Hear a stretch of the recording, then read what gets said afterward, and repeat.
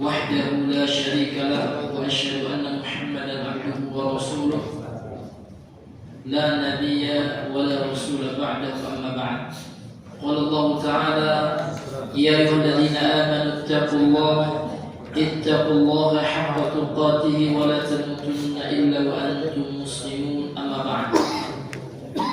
Mari kita melanjutkan pembahasan, pembacaan dan penjelasan kitab atau buku yang ditulis oleh Al-Ustaz Al-Fadhil Aminul Bait yang berjudul Tafsir Salat, di mana insyaallah taala pada sesi kali ini kita akan memasuki tadabbur surah Al-Fatihah yang merupakan salah satu dari rukun salat.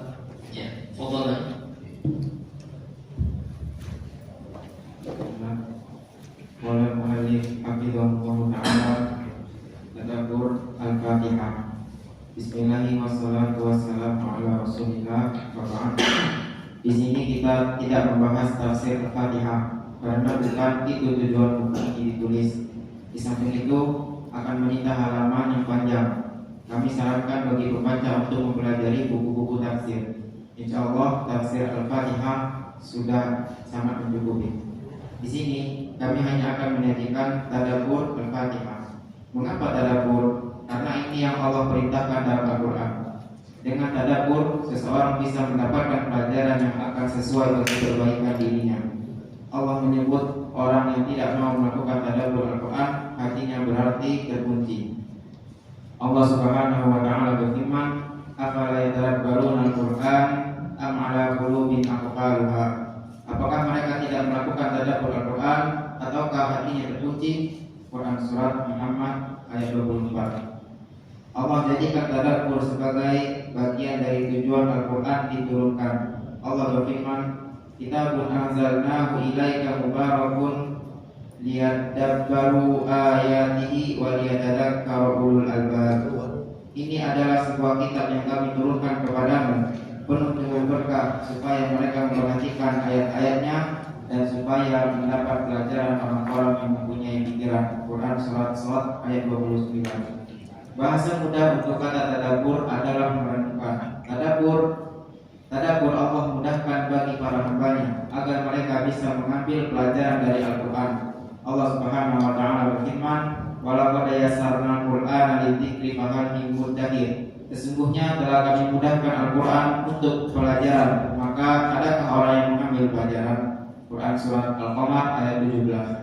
At-Tabari mengatakan, "Walaqad sahalnal Qur'an bayyanahu wa fasalnahu lidzikri liman arada an yatadzakkara wa yata'abbira wa yata'aqqab wa hawwanahu."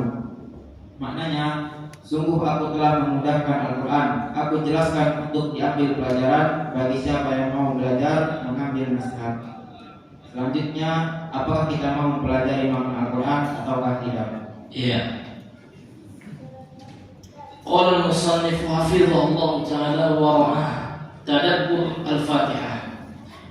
Di sini beliau hafizahullah ta'ala tidak akan menjelaskan atau menuliskan ya di dalam bukunya ini tentang tafsir Al-Fatihah, karena memang kalau dibahas tafsir tentang surah Al-Fatihah tentu akan membutuhkan halaman yang banyak. Akan tetapi di sini beliau akan coba mengambil pelajaran, membuka ataupun mentadaburi ya kandungan-kandungan yang terdapat dalam surah Al-Fatihah. Karena mentadaburi Al-Quran ini telah diperintahkan oleh Allah Subhanahu wa ta'ala, sebagaimana yang beliau bawakan dari dalam surah Muhammad ayat 24 ini.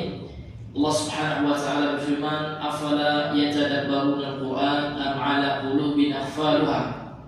Apakah mereka tidak mentadaburi Al-Quran, kata Allah, am 'ala qulubin, atau di atas hati-hati mereka itu ada kuncinya. Kemudian Allah Subhanahu wa ta'ala dalam surah As-Sad, dalam surah Shad ayat 29 juga mengatakan, "Kitabun anzalnahu ilaika mubarakun liyadabbaru ayatihi wa liyatadzakkara ulul albab." Al-Quran kitab Al-Quran yang telah kami turunkan kepada engkau wahai Muhammad adalah sebuah kitab yang membawa keberkahan. Dan Al-Quran diturunkan, Allah mengatakan dalam ayat ini, liyadabbaru, supaya mereka mentadaburi ayat-ayatnya, waliyatadzakkaru ulul albab, sehingga orang yang memiliki pikiran yang sehat akan mengambil pelajaran dan bisa diamalkan oleh mereka. Maka tadabbur ya dalam pengertian yang simpel kata beliau adalah merenungi. Jadi tatkala kita membaca surah Al-Fatihah, kita mampu untuk merenungi setiap ayat yang ada dalam surah Al-Fatihah tersebut. Maka Allah Subhanahu wa taala telah memudahkan bagi kita untuk mentadaburi Al-Quran bagi orang yang mau berusaha untuk mentadaburinya. Sebagaimana Allah Subhanahu wa taala berfirman dalam surah Al-Qamar ayat 17, Allah mengatakan, "Wa laqad yassarnal Qur'ana lidzikri fahal min muddakir." Dan sungguh kami telah mudahkan Al-Quran ya, untuk diambil pelajaran, untuk dipahami, termasuk juga untuk ditadaburi. Namun fa'al min muddakir, maka adakah orang yang mau mengambil pelajarannya? Adakah orang yang mau berusaha untuk memahami, mentadaburi kandungan Al-Quran tersebut? Apalagi kita sekarang ya sudah dimudahkan oleh Allah Subhanahu wa taala. Dari sisi terjemahan sudah banyak ya. Bagi kita yang mungkin ya tidak ada waktu belajar bahasa Arab, maka kita dimudahkan dengan adanya terjemahan, baik di kitab secara langsung maupun di aplikasi-aplikasi dan melalui PDF dan yang semisal itu banyak sekali. Kemudian beliau bawakan perkata Imam At-Tabari, walaqad sahalna al-Quran. Jadi makna dari ataupun tafsir dari surah Al-Qamar ayat 17 itu, Imam At-Tabari dalam tafsirnya mengatakan, walaqad sahalna al-Quran. Allah Subhanahu wa taala mengatakan, dan sungguh kami telah memudahkan Al-Quran. Bayyanahu, dan kami telah menjelaskannya kepada Allah. Wa fassalnahu, dan kami ya telah mentafsirnya ya, merincinya, lidzikri, untuk diambil pelajaran seperti itu. Liman arada an yatadzakkar, bagi orang yang mau mengambil pelajaran. Wa ya'tabir, bagi orang yang mau mengambil ibrah, sama pelajaran juga. Wa yata'adhdha, ya, bagi orang yang mau mengambil menjadikan Al-Quran itu sebagai mau'izah, sama pelajaran ataupun nasihat yang bagus seperti itu. Ya, wa hawannahu, dan kami telah mudahkan Al-Quran tersebut, kata beliau. Ya, inilah maksud Allah Subhanahu wa taala mengatakan dalam surah Al-Qamar ayat 17 itu, Allah Subhanahu wa taala ya telah memudahkan bagi kita Al-Quran ini, maka tinggal lagi kita berusaha untuk membacanya dan memahami setiap kandungan-kandungan dalam Al-Quran supaya kita jadikan pelajaran untuk kita amalkan dalam kehidupan kita. Berkenalan dengan surat Al-Fatihah. Umumnya surat dalam Al-Quran diberi nama dengan salah satu kata yang ada di dalamnya. Misalnya surat An-Nas karena di dalamnya ada kata An-Nas, dinamakan Al-Falaq karena di dalamnya ada kata Al-Falaq, dan seterusnya. Namun dalam surat Al-Fatihah, meskipun tidak ada kata Al-Fatihah di dalamnya, surat ini dinamakan Al-Fatihah yang artinya pembukaan. Mengapa dinamakan Al-Fatihah? Ada dua penjelasan yang disampaikan ulama. Yang pertama, karena surat ini adalah surat pertama yang ada dalam Mushaf Utsman, sehingga surat ini sebagai pembukaan Mushaf Al-Quran. Yang kedua, surat ini adalah surat yang pertama kali turun, sebagaimana disebutkan dalam riwayat Al-Baihaqi dalam Dalail An-Nubuwah, meskipun ini pendapat yang lemah. Dan yang benar, surat yang pertama kali turun adalah surat Al-Alaq ayat 1-5. Tafsir Ibnu Katsir. Surat ini terdiri dari 7 ayat dengan sepakat ulama, meskipun mereka berbeda pendapat apakah basmalah termasuk ayat pertama dari surat Al-Fatihah atau tidak. Dasar kesepakatan itu adalah firman Allah, walaqad ataina kasaba'an minal madani wal Qur'anal azim. Sungguh aku telah memberikan kepadamu 7 ayat yang diulang-ulang dan Al-Quran yang agung. Quran surat Al-Hijr ayat 87. Salah satu di antara makna 7 ayat yang diulang-ulang adalah surat Al-Fatihah. Dinamakan demikian karena surat ini diulang-ulang dalam setiap rakaat dalam sholat. Tafsir Zadul Masir Ibnu Jauzi ayat 7, halaman 73. Iya. Jadi beliau ingin memperkenalkan kepada kita tentang perkenalan singkat tentang surah Al-Fatihah. Jadi surah-surah dalam Al-Quran ini biasanya bapak-bapak sekalian ada nama surat tersebut termaktub di dalam surat itu. Contoh surah Al-Baqarah. Maka kata Al-Baqarah itu ada dalam surah Al-Baqarah itu. Ya. Kemudian surah Al-Maidah. Namun surah Al-Fatihah ini tidak ada kata Al-Fatihah dalam 7 ayat dalam surah Al-Fatihah itu. Ini sama juga dengan surah Al-Ikhlas, itu sama. Jadi surah Al-Ikhlas itu namanya tidak ada termaktub di dalam isi surah itu. Ini keunikannya, Pak ya. Yang mana surah-surah yang lain judulnya ada pada isi surat itu. Seperti Ali Imran, seperti An-Nisa itu ada. Ini hadirin yang dimuliakan oleh Allah Subhanahu wa taala. Kemudian kenapa dinamai surah Al-Fatihah gitu? Ini ada 2 penjelasan ulama kata beliau. Yang pertama, karena surat ini adalah surat yang pertama dalam mushaf. Terutama mushaf yang ada pada kita, mushaf yang disusun oleh Khalifah Utsman bin Affan radhiyallahu anhu. Maka yang pertama pembukaannya adalah surah ini, surah Al-Fatihah. Dan nama surah Al-Fatihah ini bagaimana kita memahami, apakah ini ijtihadnya para sahabat? Tidak. Kalau nama ini Pak memang telah ditetapkan oleh Rasulullah. Jadi nama surah itu Pak bukan yang menetapkannya adalah yang menyusun mushaf, karena memang secara historis kan Al-Quran itu di masa Nabi belum ditulis dalam satu mushaf. Mushaf itu artinya dalam satu kitab. Masih ditulis dalam bentuk yang terpisah-pisah, terkadang ditulis di pelepah-pelepah korma gitu ya. Iya, terpisah-pisah. Namun penamaannya Pak tetap dari Rasulullah, itu sifatnya tauqifiyah. Sifatnya bukan ijtihadiyah, namun sifatnya betul-betul dari Allah, kemudian dari Nabi yang mulia sallallahu alaihi wasallam. Ya. Kemudian yang kedua, alasannya ada sebagian riwayat yang menunjukkan bahwasanya surah Al-Fatihah ini adalah surah yang pertama turun, ya, sebagaimana yang dituliskan oleh penulis, sebagaimana dalam riwayat Al-Baihaqi dalam kitab Dalailun Nubuwah. Namun ini riwayat yang lemah. Yang benarnya adalah bahwasanya surah yang pertama kali turun adalah surah Al-Alaq 1-5 sebagaimana disebutkan dalam tafsir Ibnu Katsir. Dan surah Al-Fatihah ini disinggung oleh Allah Subhanahu wa taala sebagaimana firman Allah dalam surah Al-Hijr ayat 27. Allah Subhanahu wa taala berfirman, "Wa laqad atainaka sab'an minal mathani wal Qur'anil 'azim."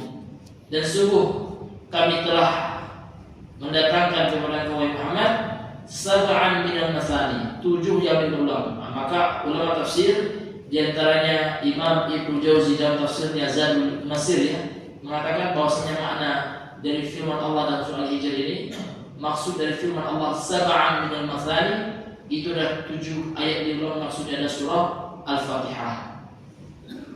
Dinamakan demikian karena surat ini diulang-ulang dalam setiap rakaat dalam sholat yang kita kerjakan. Qadahnya Utama surat Al-Fatihah. Surat ini memiliki banyak keutamaan. Di antaranya Nabi Shallallahu Alaihi Wasallam menyebut surat yang paling agung dalam Al-Quran.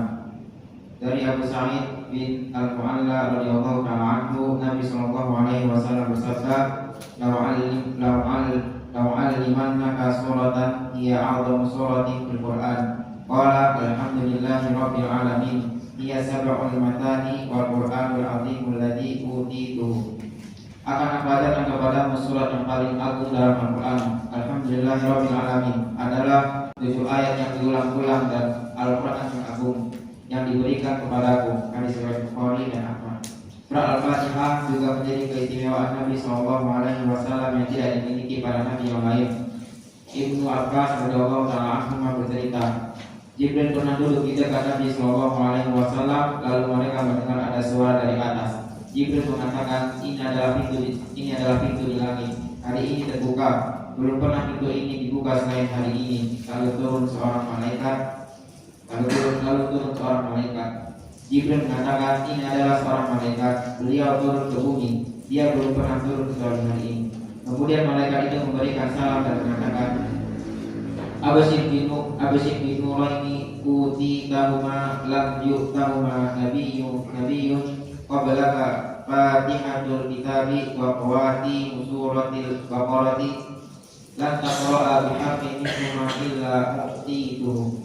Kabar gembira dengan dua cahaya yang diberikan kepadamu illa mu'tita. Kabar gembira dengan dua cahaya yang diberikan kepadamu yang tidak pernah diberikan kepada seorang nabi pun sebelumnya, yaitu Al-Fatihah dan beberapa ayat terakhir di surat Al-Baqarah. Tidaklah kau membaca satu huruf pun darinya kecuali kamu akan diberi. Hadis riwayat Muslim dan Nasai. Iya, jadi keutamaan surah Al-Fatihah itu kalau kita baca tafsir itu lebih banyak lagi hadis-hadis yang menjelaskan keutamaan surah Al-Fatihah. Di antaranya yang disebutkan oleh beliau ya, dari Sa'id bin Al-Mu'alla radhiyallahu anhu, bahwasanya Nabi sallallahu alaihi wasallam pernah bersabda, "La u'allimannaka suratan hiya a'zamu suratin min fil Qur'an," kata Rasulullah kepada Abu Sa'id bin Al-Mu'alla, ini salah seorang sahabat. Ya, akan aku ajarkan kepadamu surah yang paling agung, ya, a'zamu surah, surah yang paling agung fil Qur'an, dalam Al-Qur'an. Qala, dan atas Nabi sallallahu alaihi wasallam bersabda, Alhamdulillahirabbil alamin, dan seterusnya. Dia membaca surah Al-Fatihah. Ia sab'ul mathani, dia adalah 7 ayat yang berulang-ulang. Wal Qur'anul azim alladzi utituhu, dan dia adalah Al-Qur'an yang agung yang aku diberikan oleh Allah. Ya. Surah Al-Fatihah ini hadis diriwayatkan oleh Al-Bukhari dan Imam Ahmad. Kemudian surah Al-Fatihah juga menjadi keistimewaan bagi Nabi sallallahu alaihi wasallam yang tidak dimiliki oleh para nabi yang lain. Ini hadirin yang diberikan oleh Allah. Dan surah Al-Fatihah itu ya, itu dikatakan oleh malaikat ketika menurunkan kepada Nabi, malaikat Jibril ya, dia adalah bagaikan cahaya. Sebagaimana dalam riwayat Imam Muslim dan Imam An-Nasai, malaikat Jibril mengatakan, "Abshir binuraini," berilah kabar gembira dengan dua cahaya. Utitahuma wa lam yu'tahuma nabiyyun qablaka. Engkau telah diberikan dua cahaya tersebut. Lam yu'tahuma nabiyyun qablaka. Ya, belum pernah diberikan dua seperti cahaya itu, dua cahaya seperti itu kepada Nabi, seorang Nabi pun sebelum engkau Muhammad. Apa dua cahaya itu? Fatihatul Kitab, itu surah Al-Fatihah. Wa khawatimu suratil Baqarah, dan ayat-ayat terakhir dari surah Al-Baqarah. Ada yang mengatakan dari dari firman Allah, lillahi ma fis samawati, dan seterusnya. Nah, gitu ya. Lan taqra bihafin huma, ya, tidaklah engkau membaca satu huruf dari kedua surat itu illa uhtitahu, kecuali ya engkau akan diberi pahala, gitu ya, diberi pahala langsung ya dari apa yang kita baca. Maka untuk itu, ma'asyiral muslimin yang dirahmati oleh Allah Subhanahu wa taala, surah ini adalah surah yang agung. Maka ketika kita baca, maka hendaknya kita memahami dan berhubungi serta mentadaburi maknanya, sehingga kita memperoleh pahala yang besar dari Allah Subhanahu wa taala. Nah, fadhal. Berdialog dengan Allah. Ketika seorang muslim membaca surah Al-Fatihah pada saat sholat, hakikatnya dia sedang berdialog dengan Allah. Kita simak hadis berikut sambil memperhatikan terjemah per ayat dari surah Al-Fatihah. Hadis dari Abu Hurairah radhiyallahu anhu, Nabi sallallahu alaihi wasallam bersabda, qala Allah Ta'ala, qasamtu sholata baini wa baina 'abdi nisfain, wa li 'abdi ma sa'ala, fa idza qala 'abdu alhamdulillahi rabbil alamin, qala Allah Ta'ala hamidani 'abdi, wa idza qala ar-rahmanir rahim, qala Allah Ta'ala athna 'alayya 'abdi, wa idza qala maliki yaumiddin, qala majjadani 'abdi, wa qala marratan fawwada ilayya 'abdi, fa idza qala iyyaka na'budu wa iyyaka nasta'in, qala hadza baini wa baina 'abdi wa li 'abdi ma sa'ala, fa idza qala ihdinas siratal mustaqim siratal ladzina an'amta 'alaihim ghairil maghdubi 'alaihim waladdallin, qala hadza li 'abdi wa li 'abdi ma sa'ala. Allah Subhanahu wa taala berfirman, Aku membagi salat antara diriku dan hambaku menjadi dua. Untuk hambaku apa yang dia minta. Apabila hambaku membaca Alhamdulillahirabbil alamin, Allah Ta'ala berfirman, hambaku memujiku. Apabila hambaku membaca Ar-Rahmanir-Rahim, Allah Ta'ala berfirman, hambaku mengulangi pujian untukku. Apabila hambaku membaca Malik Yaumiddin, Allah Ta'ala berfirman, hambaku mengagungkanku. Dalam riwayat lain, Allah Subhanahu wa Ta'ala berfirman, hambaku telah menyerahkan urusannya kepadaku. Apabila hambaku membaca Iyyaka na'budu wa iyyaka nasta'in, Allah Ta'ala berfirman, ini antara diriku dan hambaku, dan untuk hambaku sesuai apa yang dia minta. Apabila hambaku membaca Ihdinas siratal mustaqim dan seterusnya sampai akhir surat, Allah Subhanahu wa Ta'ala berfirman, ini milik hambaku dan untuk hambaku sesuai yang dia minta. Hadis riwayat Ahmad, Muslim dan yang lainnya. Ya, lanjutnya. Keterangan hadis. Hadis ini menunjukkan bahwa Al-Fatihah adalah rukun salat karena Allah menyebut Al-Fatihah dengan kata salat. Al-Fatihah disebut salat karena surat ini dibaca saat salat, dan seorang hamba yang membaca surat ini ketika salat, dia hakikatnya sedang melakukan dialog dengan Rabb-Nya. Allah membagi bacaan Al-Fatihah dalam salat menjadi dua, setengah untuk Allah dan setengah untuk hamba. Setengah untuk Allah dan ada di bagian awal bentuknya adalah pujian untuk Allah, mulai dari ayat Alhamdulillahirabbil alamin sampai Malik Yaumiddin. Sementara setengahnya untuk hamba, yaitu doa memohon petunjuk agar seperti orang yang telah mendapat nikmat. Ada satu ayat dibagi dua, yaitu Iyyaka na'budu wa iyyaka nasta'in, setengah untuk hamba, setengah untuk Allah. Iyyaka na'budu ini untuk Allah dan Iyyaka nasta'in ini untuk hamba. Itulah dialog antara hamba dengan Allah saat dia membaca surat Al-Fatihah. Semoga semakin meningkatkan rasa khusyuk kita ketika menjalani ibadah salat. Mengenai pertanyaan bagaimana itu bisa terjadi, bukankah yang membaca surah Al-Fatihah itu ribuan manusia? Lalu bagaimana cara Allah berdialog dengan mereka semua? Pertanyaan ini bukan urusan kita. Allah Maha Kuasa untuk melakukan apapun sesuai yang Dia kehendaki, dan tidak semua perbuatan Allah bisa dinalar oleh logika manusia. Kewajiban kita adalah meyakini bahwa itu terjadi secara hakiki, sementara bagaimana prosesnya Allah yang Maha tahu. Iya. Jadi tatkala kita membaca surah Al-Fatihah dalam salat, maka seyogyanya ketika itu kita sedang berdialog dengan Allah Subhanahu wa Ta'ala. Maka untuk itu ya kita harus khusyuk. Bayangkan kita sedang berdialog dengan, jangankan dengan Allah, dengan orang yang kita hargai, yang kita muliakan, pasti kita akan berbicara dengan adab. Apalagi dengan Allah, ya Rabbul Alamin, Jalla Jalaluh, Allah yang telah menciptakan apa yang ada di antara langit dan bumi dan apa yang di antara keduanya, seluruh alam semesta ini. Tentu hendaknya ketika kita baca surah ini dengan pengagungan, dan kita sebenarnya sedang berdialog dengan Allah Subhanahu wa Ta'ala yang tidak kita sadari. Maka untuk itu marilah kita mengagungkan Allah ketika membaca surah Al-Fatihah ini ketika sholat, karena kita sedang berdialog dengan Allah Subhanahu wa Ta'ala. Hal ini adalah berdasarkan hadis ya, yang disebutkan, yang diriwayatkan oleh sahabat Abu Hurairah, dan hadis ini hadis yang dikeluarkan oleh Imam Muslim, Imam Ahmad dalam musnadnya juga ya, bahwasanya Allah Subhanahu wa Ta'ala berfirman, ini hadis qudsi juga. Allah mengatakan, qala Allah Ta'ala, Allah berfirman, qasamtu sholata baini wa baina 'abdi nisfaini. Aku membagi salat. Jadi kata-kata salat dalam hadis ini maknanya adalah surah Al-Fatihah. Aku membagi surah Al-Fatihah antaraku dan antara hambaku dua bagian. Wali abdi ma sa'al, dan bagi hambaku apa yang dia minta.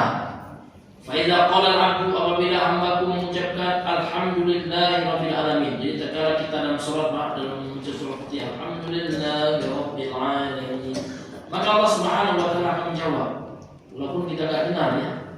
Allah Subhanahu wa Ta'ala menjawab, hamidani abdi, hambaku telah memujiku. Wa idza qala, kalau seandainya ya seseorang mengucapkan Ar-Rahmanir Rahim, maka Allah jawab, ya, qala Allah Ta'ala, Allah menjawab, asna alayya abdi, hambaku telah memujiku. Wa idza qala maliki yaumiddin, apabila hambaku mengatakan maliki yaumiddin, yang menguasai hari pembalasan, gitu ya. Qala, maka Allah menjawab majjadani abdi, ya hambaku mengagungkanku, telah mengagungkanku. Wa qala, dan beliau Allah Subhanahu wa taala berfirman juga marotanya, fawwadha ilayya abdi, hambaku telah menyerahkan urusannya, gitu, kepadaku. Fa idza qala, dan apabila hambaku mengucapkan iyyaka na'budu wa iyyaka nasta'in, hanya kepada Engkau lah ya Allah kami menyembah, gitu, dan hanya kepada Engkau lah ya Allah kami memohon pertolongan. Qala, maka Allah menjawab, hadza baini wa bain abdi, ini antara aku dan hambaku. Maksudnya iyyaka na'budu itu untuk Allah, wa iyyaka nasta'in itu untuk hamba. Wa li abdi ma sa'al, dan untuk hambaku apa yang dia minta. Fa idza qala, dan apabila hambaku mengucapkan ihdinas siratal mustaqim, tunjukilah kami jalan yang lurus. Siratal ladzina an'amta 'alaihim, yaitu jalan orang-orang yang telah Engkau berikan nikmat ya Allah atas mereka. Ghairil maghdubi 'alaihim waladdallin, bukan jalan orang-orang yang dimurkai Yahudi maksudnya, dan yang menyerupai Yahudi, dan bukan pelajaran orang yang sesat Nasrani dan yang menyerupai mereka. Qala, maka Allah menjawab, hadza li abdi wa li abdi masal, ini adalah untuk hambaku, Allah akan berikan ya, jalan yang lurus itu, dan bagi hambaku apa yang telah dia minta. Ini hadirin yang diberikan oleh Allah Subhanahu wa taala, bahwasanya hadis yang mulia ini Pak menunjukkan bahwa Al-Fatihah itu adalah rukun salat. Kenapa? Karena dalam hadis ini Allah Subhanahu wa taala mengatakan tentang surah Al-Fatihah itu dengan nama salat. Allah mengatakan qasamtus salat, bukan qasamtus salat surah Al-Fatihah. Ini menunjukkan secara langsung Rasulullah ya, dalam melalui hadis qudsi ini ingin menyampaikan kepada kita bahwasanya surah Al-Fatihah itu adalah bagian bahkan rukun dari rukun-rukun salat. Ini masyhur muslimin Allah muliakan. Kemudian kandungan hadis ini juga menyebutkan ya, Al-Fatihah disebut salat karena surat ini dibaca saat salat, gitu ya. Dan seorang hamba yang baca surah ini ketika salat, dia hakikatnya sedang berbicara dengan Allah. Jadi bayangkan Pak ya, kita sedang bicara sama Allah, namun hati kita kemana-mana. Allah Maha mengetahui isi hati. Di mana ada kita dengan Allah, gitu ya. Kita lagi baca alhamdulillah dengan Ramadan, masa Allah digituin gitu ya. Ada orang yang baca itu kan Pak, alhamdulillah dengan Ramadan, ya Allah ya Tuhanku. Ya sabar, kita mau ngobrol dengan mak kita aja nggak berani kita. Mana orang gitu, marah sama kita itu. Ya ditampar kita langsung mak gitu. Apalagi kita dengan Allah, mana ada kita. Nah, makanya para ulama itu membaca Al-Fatihah, terkadang saya pernah mendengar potongan video Syekh Shuraim nangis tuh ya, yang membaca Fatihah itu agak berat sekali dengan pengagungan, dengan penghormatan, dengan kekhusyuan, ya bukan cepat-cepat. Alhamdulillah dari ya. Maka kita lagi bicara dengan Allah ini ada adabnya, dengan manusia ada adab kita, apalagi dengan Allah Subhanahu wa taala. Kemudian Allah membagi baca Al-Fatihah dalam jadi dua, gitu ya. Setengahnya untuk Allah, mulai dari alhamdulillah mulai sampai dengan maliki yaumiddin, itu untuk Allah Subhanahu wa taala. Dan untuk hamba apa yang kita minta, seperti ihdinas siratal mustaqim, ya. Siratal ladzina an'amta 'alaihim ghairil maghdubi 'alaihim waladdallin, itu untuk hamba. Kemudian ada yang untuk Allah dan ada yang untuk hamba, baini wa bain abdi, kata Allah, yaitu iyyaka na'budu untuk Allah, wa iyyaka nasta'in untuk hamba. Ini adalah yang dimuliakan oleh Allah Subhanahu wa taala. Kemudian ada orang yang berusaha mempertanyakan, bagaimana kalau seperti itu? Allah menjawab, manusia ini banyak, ya umat Islam ini banyak, jutaan orang, ya. Allah Subhanahu wa taala Maha Kuasa atas segala sesuatu, ya. Allah Subhanahu wa taala. Maka Allah menjawabnya dengan jawaban yang sebenarnya. Ini bukan makna kiasan, bukan majas, namun ini hakikat. Ya sebagaimana yang diterangkan dalam hadis sahih ini, betul-betul Allah menjawabnya. Dan Allah Maha Kuasa, mampu. Terkadang logika kita tidak sampai, ya, tidak mampu untuk mencerna kekuasaan Allah Subhanahu wa taala. Mampu Allah menjawabnya. Ini adalah yang dimuliakan oleh Allah Subhanahu wa taala. Karena Allah wa huwa ala kulli syai'in qadir. Tafadhalan. Renungan Al-Fatihah. Ketika seseorang hendak memberi nasihat berharga, dia berpesan kepada pendengarnya untuk merenungkannya. Demikian pula nasihat yang ada di dalam Al-Quran. Sudah selayaknya kita berusaha untuk merenungkannya. Berikut beberapa renungan untuk surat Al-Fatihah. Ayat Alhamdulillahirabbil alamin, segala puji bagi Allah Rabb semesta alam, digantikan oleh dengan ayat Ar-Rahmanir Rahim yang Maha Pengasih, Maha Penyayang. Ada dua pelajaran dalam hal ini. Yang pertama, karena Rabb semesta alam adalah Sang Pencipta dan Penguasa semesta alam, sehingga menunjukkan kebesaran Allah, dan itu akan memicu rasa takut dari para hamba. Sementara sifat Maha Pengasih, Penyayang akan memberikan harapan besar bagi hamba untuk mendapatkan kasih sayangnya. Yang kedua, hamba akan menyadari cara Allah dalam menguasai dan mengatur alam bukan dengan kekerasan atau kejam terhadap hamba, namun dengan kasih sayang dan kelembutan. Tafsir Al-Qurtubi halaman 139. Yang kedua, ayat Maliki Yaumiddin, penguasa di hari pembalasan, yang di hari kiamat. Ada dua riwayat untuk kata Maliki. Kata ini bisa dibaca panjang, bisa juga dibaca pendek. Jika dibaca panjang, Maliki artinya yang menguasai. Jika dibaca pendek, Maliki artinya raja. Sebagian ulama menyarankan agar dibaca secara bergantian, sehingga kita menetapkan dua sifat untuk Allah. Dia sang penguasa sekaligus sang raja hari pembalasan. Tafsir Ibnu Utsaimin surat Al-Fatihah. Kalaupun di dunia ini masih banyak raja dan penguasa yang merasa hebat, kelak di akhirat semuanya menyadari dirinya sangat lemah, tanpa daya, kecuali mereka yang ditolong oleh Allah. Iya. Jadi beliau memulai sekarang tadabbur atau renungan dari surah Al-Fatihah. Jadi ketika kita sudah memahami, mempelajari apa renungan, bagaimana mentadabbur surah Al-Fatihah yang beliau paparkan ini, Pak, hendaknya bisa kita pahami dan kita amalkan ketika kita membaca surah Al-Fatihah.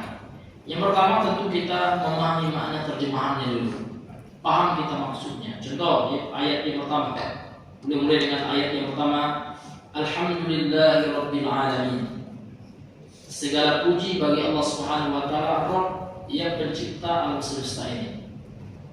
Lihat dalam ayat ini saja ada dua pelajaran untuk merenunginya. Ada dua pelajaran dalam rangka mentadabbur ayat ini. Yang pertama, ketika kita mengucapkan Alhamdulillahirabbil alamin, segala puji bagi Allah. Siapa Allah itu?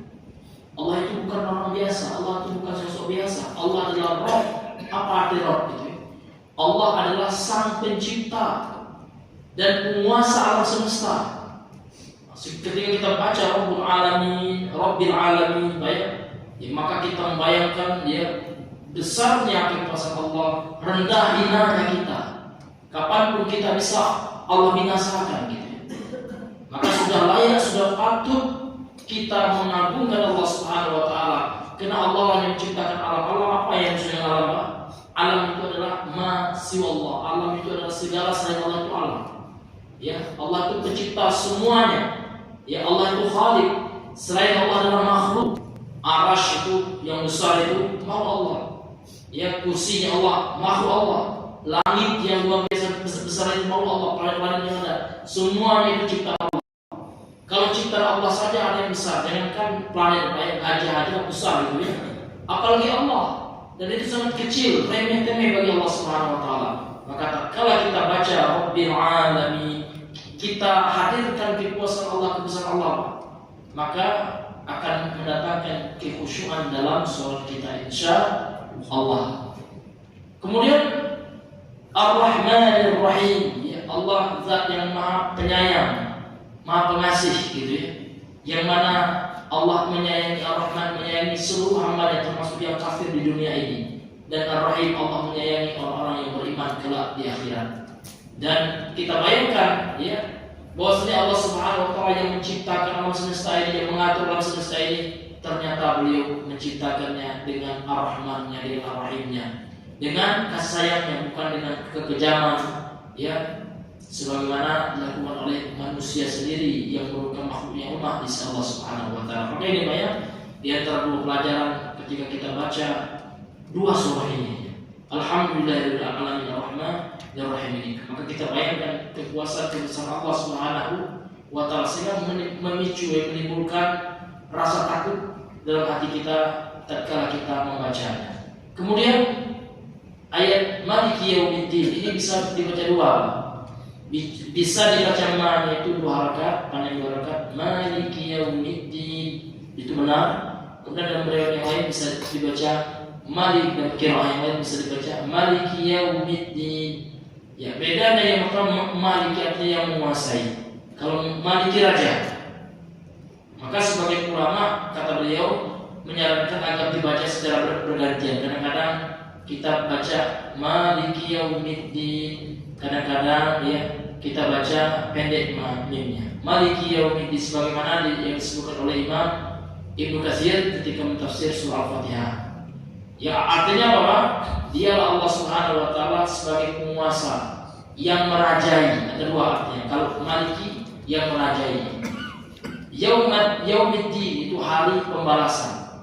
Nah, sehingga penguasa-penguasa yang di dunia ini dan raja-raja yang di dunia ini Pak, ketika di akhirat maka mereka tidak akan memiliki kekuasaan apapun. Karena mutlak kekuasaan pada hari itu hanyalah milik Allah. Sehingga kita baca Maliki Yaumiddin yang menguasai hari akhirat, Maliki Yaumiddin yang merajai hari akhirat ya. Maka kalaupun di dunia ini kalau kata beliau masih banyak raja dan penguasa yang merasa hebat, telah di akhirat semuanya menjadi dirinya sangat lemah, tanpa daya, kecuali mereka yang ditolong oleh Allah, karena yang berkuasa pada hari itu hanyalah Allah Subhanahu wa taala saja. Fadhal. Yang ketiga, ayat Iyyaka na'budu wa iyyaka nasta'in. Hanya kepadamu kami beribadah dan hanya kepadamu kami memohon pertolongan. Ada beberapa renungan untuk ayat ini. Yang pertama, Allah menggandengkan kata ibadah dengan isti'anah, yakni meminta pertolongan. Karena seorang hamba tidak akan mampu melakukan ibadah kecuali dengan pertolongan Allah Subhanahu wa taala. Kemudian yang kedua, dengan memahami bahwa hamba tidak akan bisa beribadah kecuali dengan pertolongan Allah Subhanahu wa taala, akan menanamkan rasa tawakal ketika beribadah dan menghindari rasa ujub ketika beribadah. Yang ketiga, didahulukan ibadah dibandingkan isti'anah dalam rangka mendahulukan hak Allah dibandingkan hak hamba. Ibnu Taimiyah mengatakan, ta'amaltu anfa doa fa idza huwa su'alul 'auni 'ala mardatihi ta'ala tsumma ra'aitu fil Fatihah iyyaka na'budu wa iyyaka nasta'in. Aku merenungkan doa apa yang paling bermanfaat. Ternyata doa meminta pertolongan untuk mendapatkan ridha Allah Subhanahu wa taala. Kemudian aku perhatikan di surat Al-Fatihah, hanya kepadamu kami beribadah dan hanya kepadamu kami mohon pertolongan. Dinukil Ibnu Qayyim dalam Madarijus Salikin. Karena itulah beberapa ulama menangis ketika membaca ayat ini, merenungkan betapa lemahnya sang hamba dan betapa besarnya kasih sayang Allah Subhanahu wa taala, sehingga hamba hanya menggantungkan harapan kepadanya. Muzahim bin Zubair bercerita, Sufyan Ats-Tsauri pernah mengimami salat maghrib. Ketika membaca Al-Fatihah, beliau sampai di ayat Iyyaka na'budu wa iyyaka nasta'in. Lalu beliau menangis sampai bacaannya terhenti. Kemudian beliau ulangi membaca dari awal, Alhamdulillahirabbil alamin. Ilya al-Auliya. Yang keempat, ayat Ihdinas siratal mustaqim. Tunjukkanlah kami ke jalan yang lurus. Kita disyariatkan untuk selalu memohon hidayah atau petunjuk, dan hidayah itu ada dua. Yang pertama, hidayah berupa tambahan ilmu untuk mengetahui jalan yang hak dan batil, karena masih banyak ajaran syariat yang perlu diketahui hamba. Yang kedua, hidayah berupa semangat untuk mengikuti kebenaran atau al-haq dan meninggalkan kebatilan, yang diistilahkan para ulama dengan tauhid. Kita memohon kedua jenis hidayah tersebut. Doa ini termasuk salah satu doa terbaik yang paling dibutuhkan hamba. Karena itu Allah Subhanahu wa taala wajibkan untuk dibaca setiap rakaat salat. Tafsir As-Sa'di halaman 39. Iya. Kemudian ayat Iyyaka na'budu wa iyyaka nasta'in. Iyyaka ini sebenarnya adalah objek, namun dia didahulukan. Mana predikatnya? Na'budu. subjeknya mana? Nahnu. Na'budu itu ya fa'ilnya atau subjeknya itu namanya dhamir yang tersembunyi, dhamir mustatir taqdiruhu nahnu begitu. Ya. Jadi kenapa yang seharusnya diakhirkan namun didahulukan dan yang seharusnya didahulukan diakhirkan? Nah, maka dalam bahasa Arab pada kaidah balaghah ini memberikan makna pembatasan, pengkhususan bisa juga. Sehingga iyyaka na'budu itu artinya hanya khusus kepada Engkau lah, hanya kepada Engkau lah ya Allah kami menyembah. Tapi kalau seandainya sesuai dengan aturannya ya, na'budu iyyaka, ini maknanya kepada Engkau kami menyembah ya Allah, bisa kepada selain Allah gitu ya. Kalau dibalik na'budu iyyaka, ini luar biasanya ya balaghahnya Al-Quran ya, keindahan bahasa Arab Al-Quran gitu ya. Sehingga tidak ada peluang untuk orang berbuat syirik.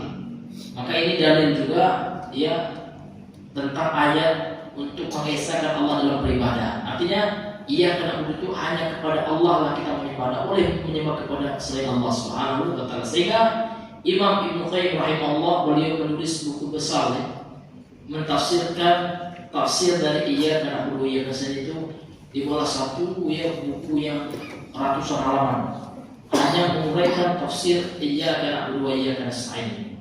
Karena di dalamnya terkandung makna tauhid ya. Mengesahkan Allah Subhanahu wa taala dalam beribadah.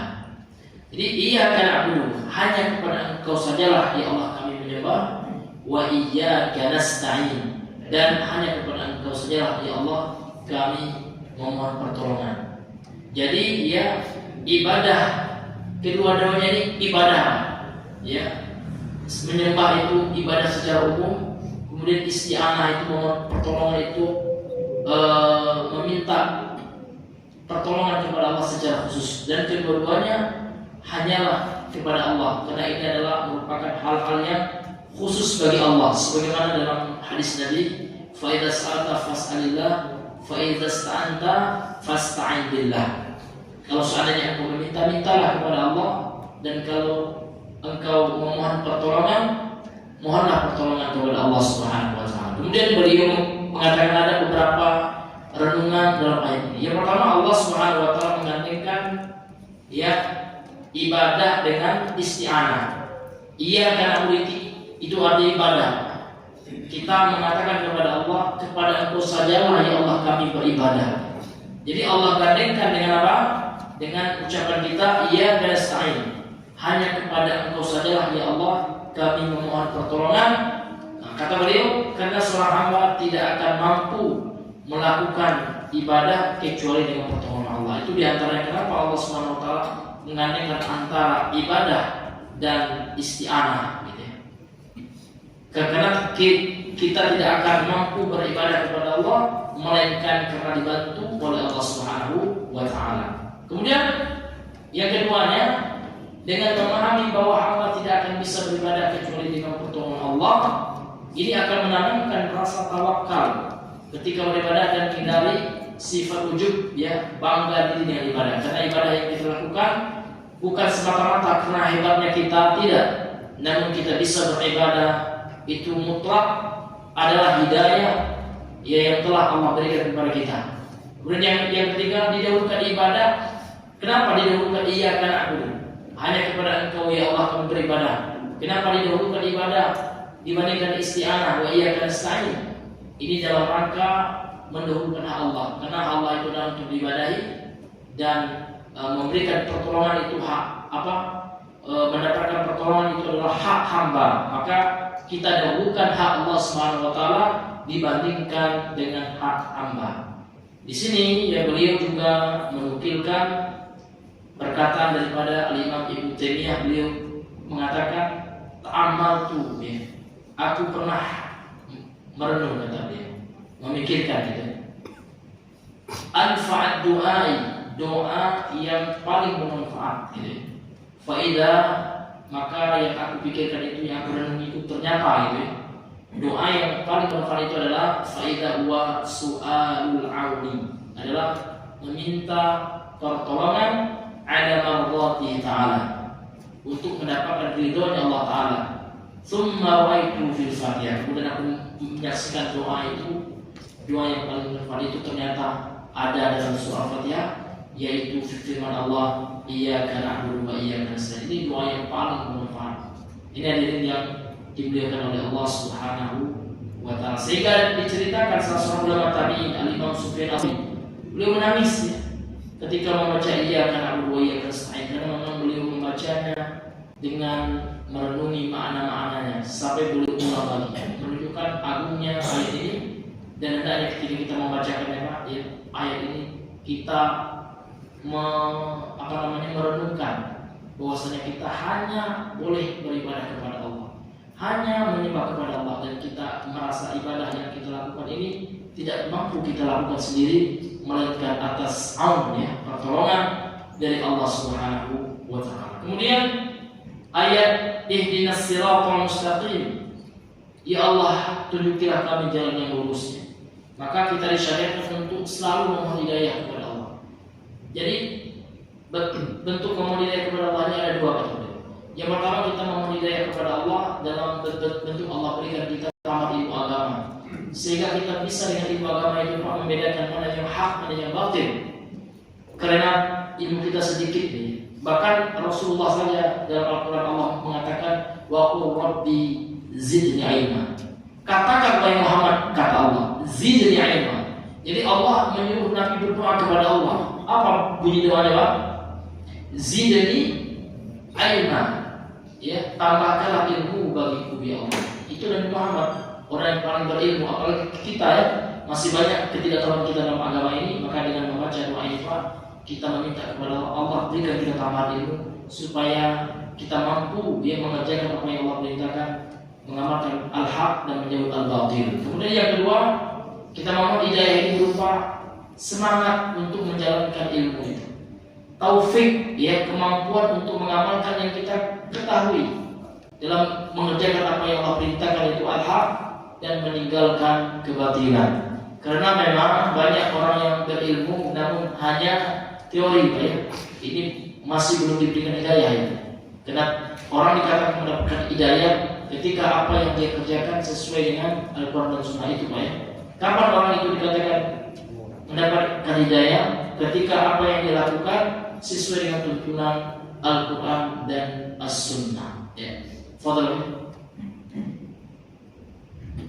Yang kelima, ayat siratal ladzina an'amta 'alaihim, jalan orang-orang yang Engkau beri nikmat.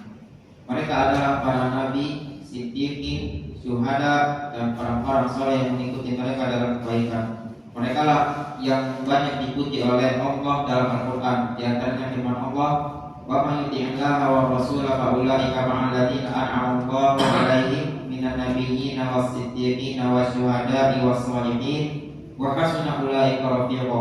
Barang siapa yang mentaati Allah dan Rasulnya, mereka itu akan bersama-sama dengan orang-orang yang dianugerahi nikmat oleh Allah, yaitu nabi-nabi, para siddiqin, orang-orang yang mati syahid, dan orang-orang saleh, dan mereka itulah teman yang sebaik-baiknya.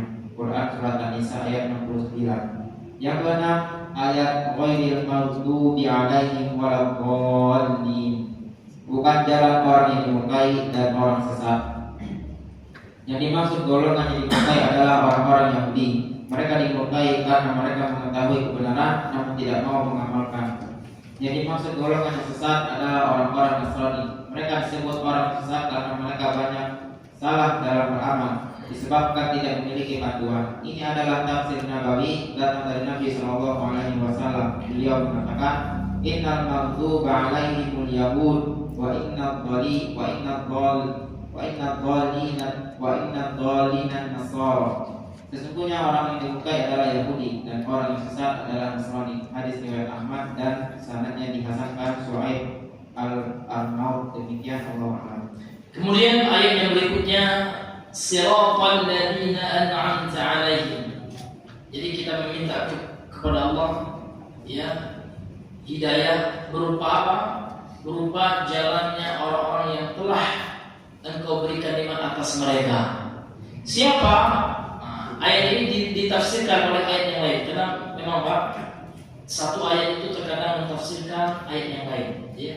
Tufassiru ba'daha ba'dan, saling mentafsirkan.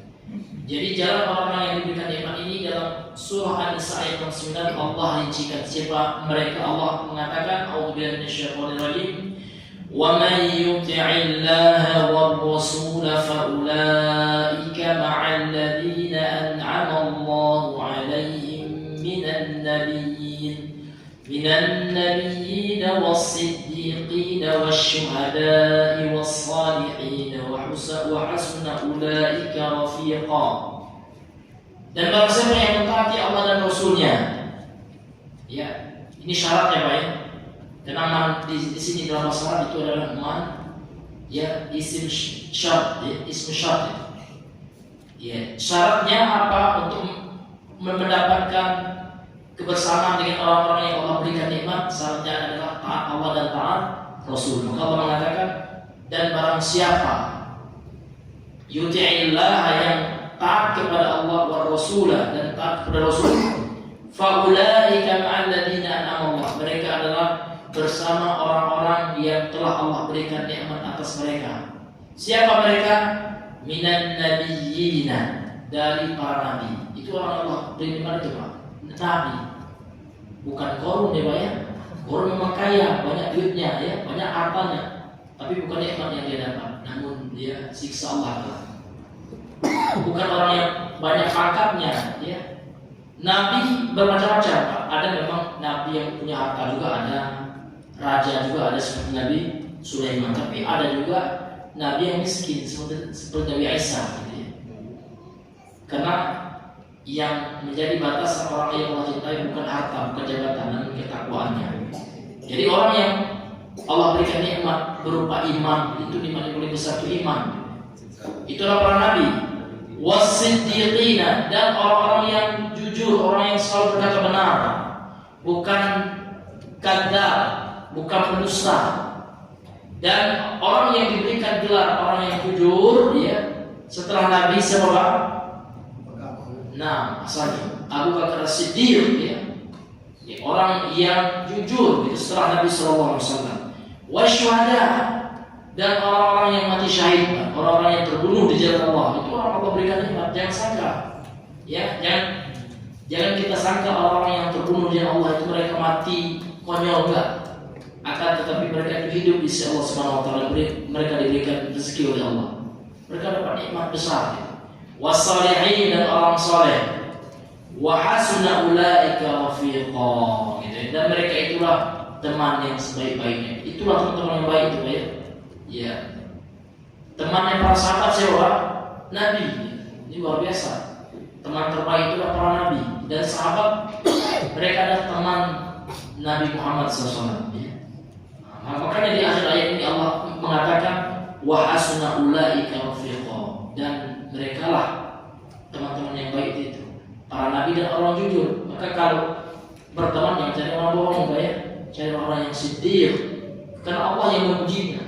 Teman yang baik itu adalah teman yang jujur apa adanya. Ya, jangan bohong, gitu. Kalau bohong orang pun malas berteman dengan dia, kota gitu ya. Ya, maka kita berusaha ya untuk menjadi orang yang jujur. Ya, kemudian syuhada, orang yang mati syahid. Ya. Ini adalah gambar orang-orang yang pribadinya pemberani. Maka carilah teman yang pemberani Pak, jangan pengecut. Karena orang yang mati syahid itu bukan orang penakut, ya. Orang yang tidak takut, wala yakhsha illallah itu.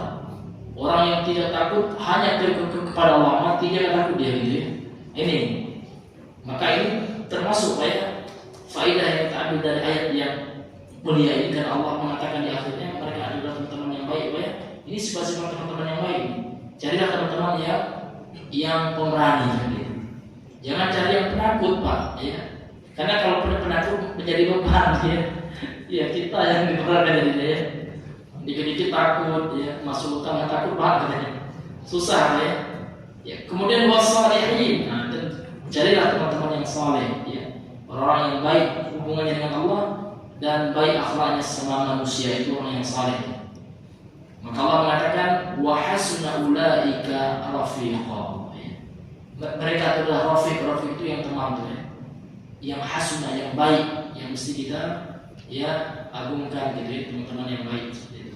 Jadi orang yang Allah berikan nikmat yang berdasarkan ayat ini, para nabi, orang yang jujur, orang yang telah mati syahid gitu ya, orang soleh.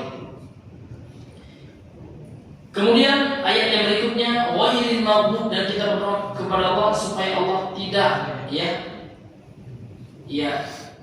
menjadikan kita termasuk orang-orang yang Allah murkai. Wahiril maghdub artinya bukan orang yang maghdub, al-maghdub yang dimurkai atas mereka. Waladhdallin, dan bukan pula jalan-jalan orang yang tersesat. Itu doa kita. Jangan sampai kita Allah jadikan orang yang dimurkai dan orang yang sesat. Maka makna orang yang dimurkai ini Pak disebutkan langsung oleh Nabi, tafsirnya sebagaimana dalam hadis Imam Ahmad, innal maghduba alaihimul yahud, ya, orang yang dimurkai itu adalah Yahudi, wa innad dallin nasara, dan orang yang tersesat itulah Nasrani. Bagaimana sifat Yahudi Pak? Sifat Yahudi ini Pak, mereka tahu kebenaran, mereka berilmu, hebat mereka, namun mereka tidak mengamalkan ilmunya. Sebaliknya orang Yahudi, orang Nasrani ini bodoh, malas belajar gitu ya, dan mereka tersesat. Semangat beramal mereka kuat gitu ya, namun tanpa ilmu. Makanya para ulama mengatakan, barang siapa yang semangat menuntut ilmunya kuat, ilmunya masya Allah, namun dia tidak mengamalkan ilmunya, maka ulama mengatakan faqad syabah Yahud, maka orang yang seperti itu telah menyerupai orang Yahudi. Ilmunya masya Allah ya, tapi akhlaknya luar biasa ya, na'udzubillah gitu. Ini menyerupai Yahudi ya, tidak diamalkan ilmunya gitu. Kemudian semangat amalnya masya Allah Pak, beramal tapi tidak tahu dalil apa, itu nggak tahu dia ya, ikut-ikutan aja. Maka orang yang seperti ini, maka ulama mengatakan faqad syabahan nasara, maka orang seperti itu menyerupai siapa? Nasrani. Kalau orang Islam enggak, orang Islam itu orang yang rajin mempelajari ilmu dan rajin pula mereka mengamalkannya. Ya, jadi umat Islam pertengahannya antara Yahudi dan Nasrani. Makanya Allah mengatakan wa kadzalika ja'alnakum ummatan wasata. Demikianlah kami jadikan kalian wahai umat Islam umat yang pertengahan, tidak seperti Yahudi yang berilmu tapi tidak mengamalkannya, dan tidak seperti Nasrani yang beramal tapi tidak berilmu. Ya. Alhamdulillah berarti kita selesai membaca tadabbur dari surah Al-Fatihah ini, betul-betul hendaknya Pak yang kita pahami betul sehingga bisa kita amalkan dalam setiap sholat yang kita kerjakan. Ya, fadhol.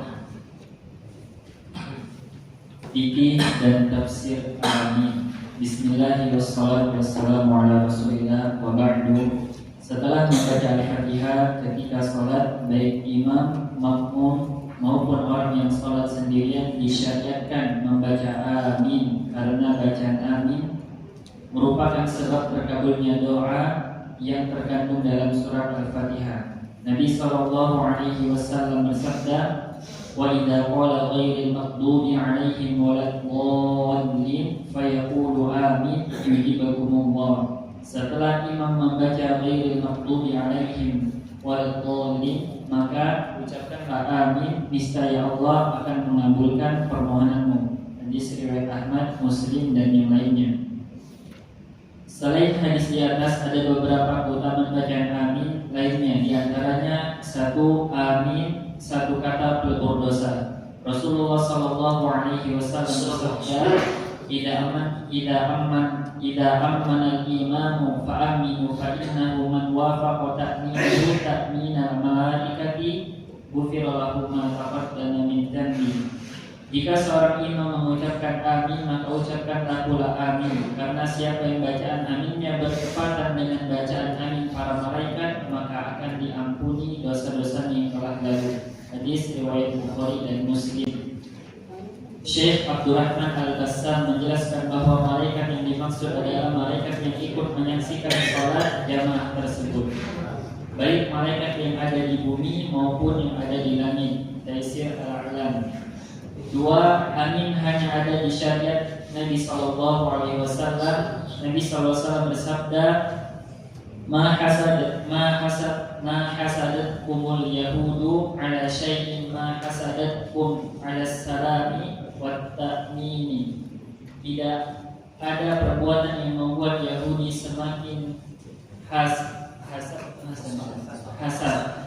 Tidak ada perbuatan yang membuat Yahudi semakin hasad kepada kalian wahai para sahabat selain salam dan ucapan amin. Hadis riwayat Ibnu Majah dan disahihkan oleh Syekh Al-Albani. Al-Qurtubi menjelaskan kata amin belum ada pada umat sebelum kita kecuali yang dilakukan antara Musa dan Harun. Tafsir Al-Qurtubi. Kemudian beliau menyebutkan dalilnya yaitu firman Allah yang menceritakan tentang doa Nabi Musa untuk kebinasaan Fir'aun. Wa qala Musa rabbana innaka ataita fir'auna qala qad ujibat da'watukuma. Musa berdoa, wahai Rabb kami, sesungguhnya engkau telah memberikan kepada Fir'aun. Kemudian Allah jawab doanya Musa di ayat setelahnya, sungguh aku telah mengabulkan doa kalian berdua. Quran Surat Yunus ayat 88 sampai 89. Padahal yang berdoa hanya Musa dengan lafaz kami. Sementara Allah merespon doa Nabi Musa dengan berfirman yang artinya aku telah mengabulkan doa kalian berdua. Artinya doanya Musa dianggap sebagai doa berdua karena Harun ketika itu mengaminkan doanya Musa. Tafsir Al-Qurtubi. Iya, setelah membaca surah Al-Fatihah maka kita disyariatkan untuk mengucapkan amin. Kemudian nanti apa hukumnya? Ya, ini akan dibahas ya setelah ini. Sekarang ya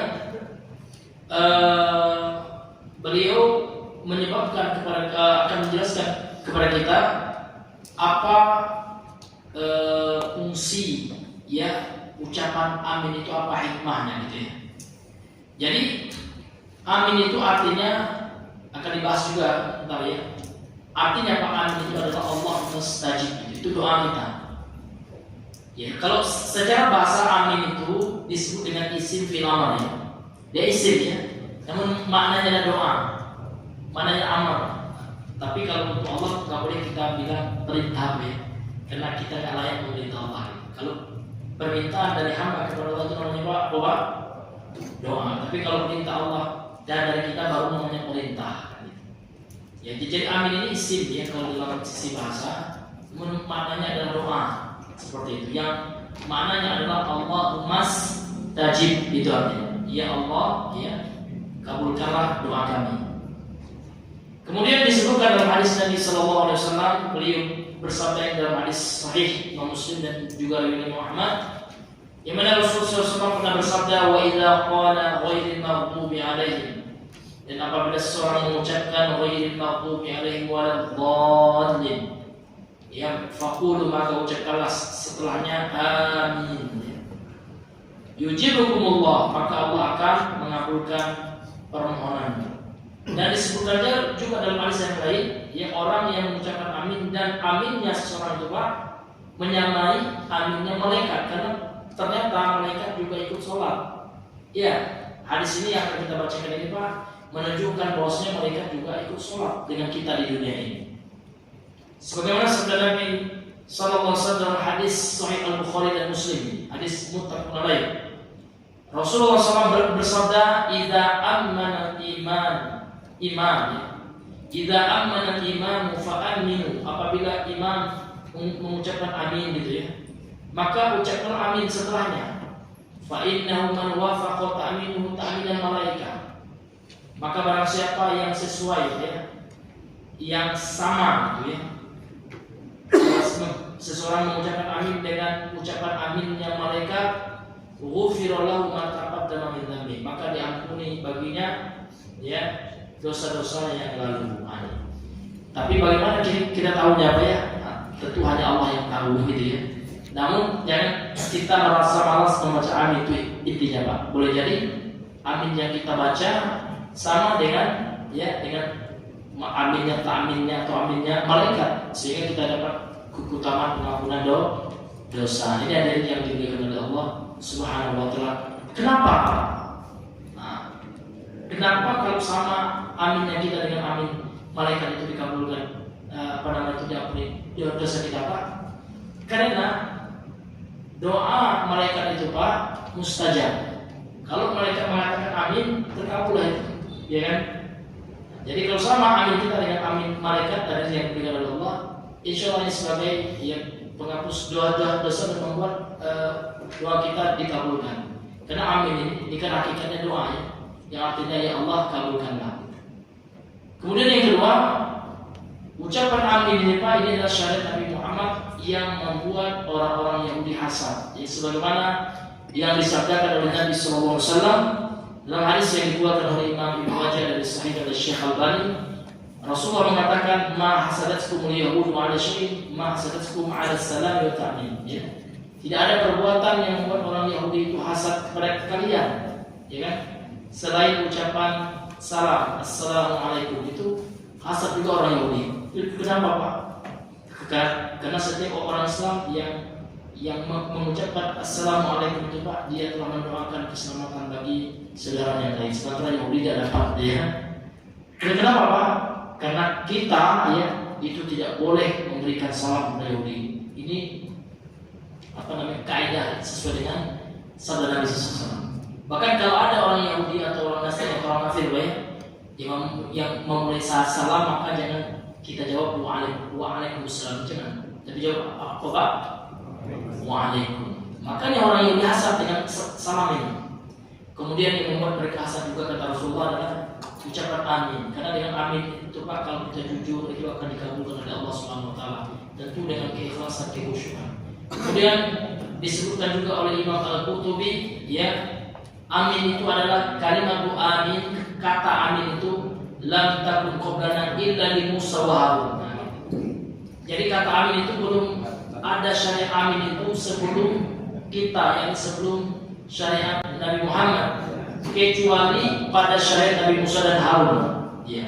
Ketika Allah Subhanahu wa taala berfirman dalam surah Yunus ya, ayat 88 sampai 89, Allah berfirman wa qala Musa rabbana innaka ataita fir'aun. Dan berkata Musa, ya Tuhan kami, ya Rabb kami, sesungguhnya Engkau telah memberikan kepada Fir'aun gitu ya, memberikan kekuasaan gitu ya. Dan seterusnya ayat ini. Dan di akhir ayat itu Pak, di ayat itu Allah SWT mengatakan qala qad ujibat ya da'watukum. Sungguh tidak kabulkan, maksudnya doakan berdua lihat Pak ya. Dalam ayat ini Allah mengatakan doa kalian berdoa. Sementara yang berdoa cuma siapa? Musa. Nah, maka disebutkan di dalam tafsir Imam Al-Qurtubi, ternyata Nabi Musa berdoa dan diaminkan oleh siapa? Oleh Nabi Harun, sehingga dikabulkan oleh Allah SWT. Jadi amin ini luar biasa ya, sebab dikabulkannya doa. Nah, tafadhal. Hukum membaca amin. Banyak ulama dari mazhab Syafi'iyah dan Hambali yang menegaskan bahwa bacaan amin selesai membaca Al-Fatihah hukumnya anjuran dan tidak wajib.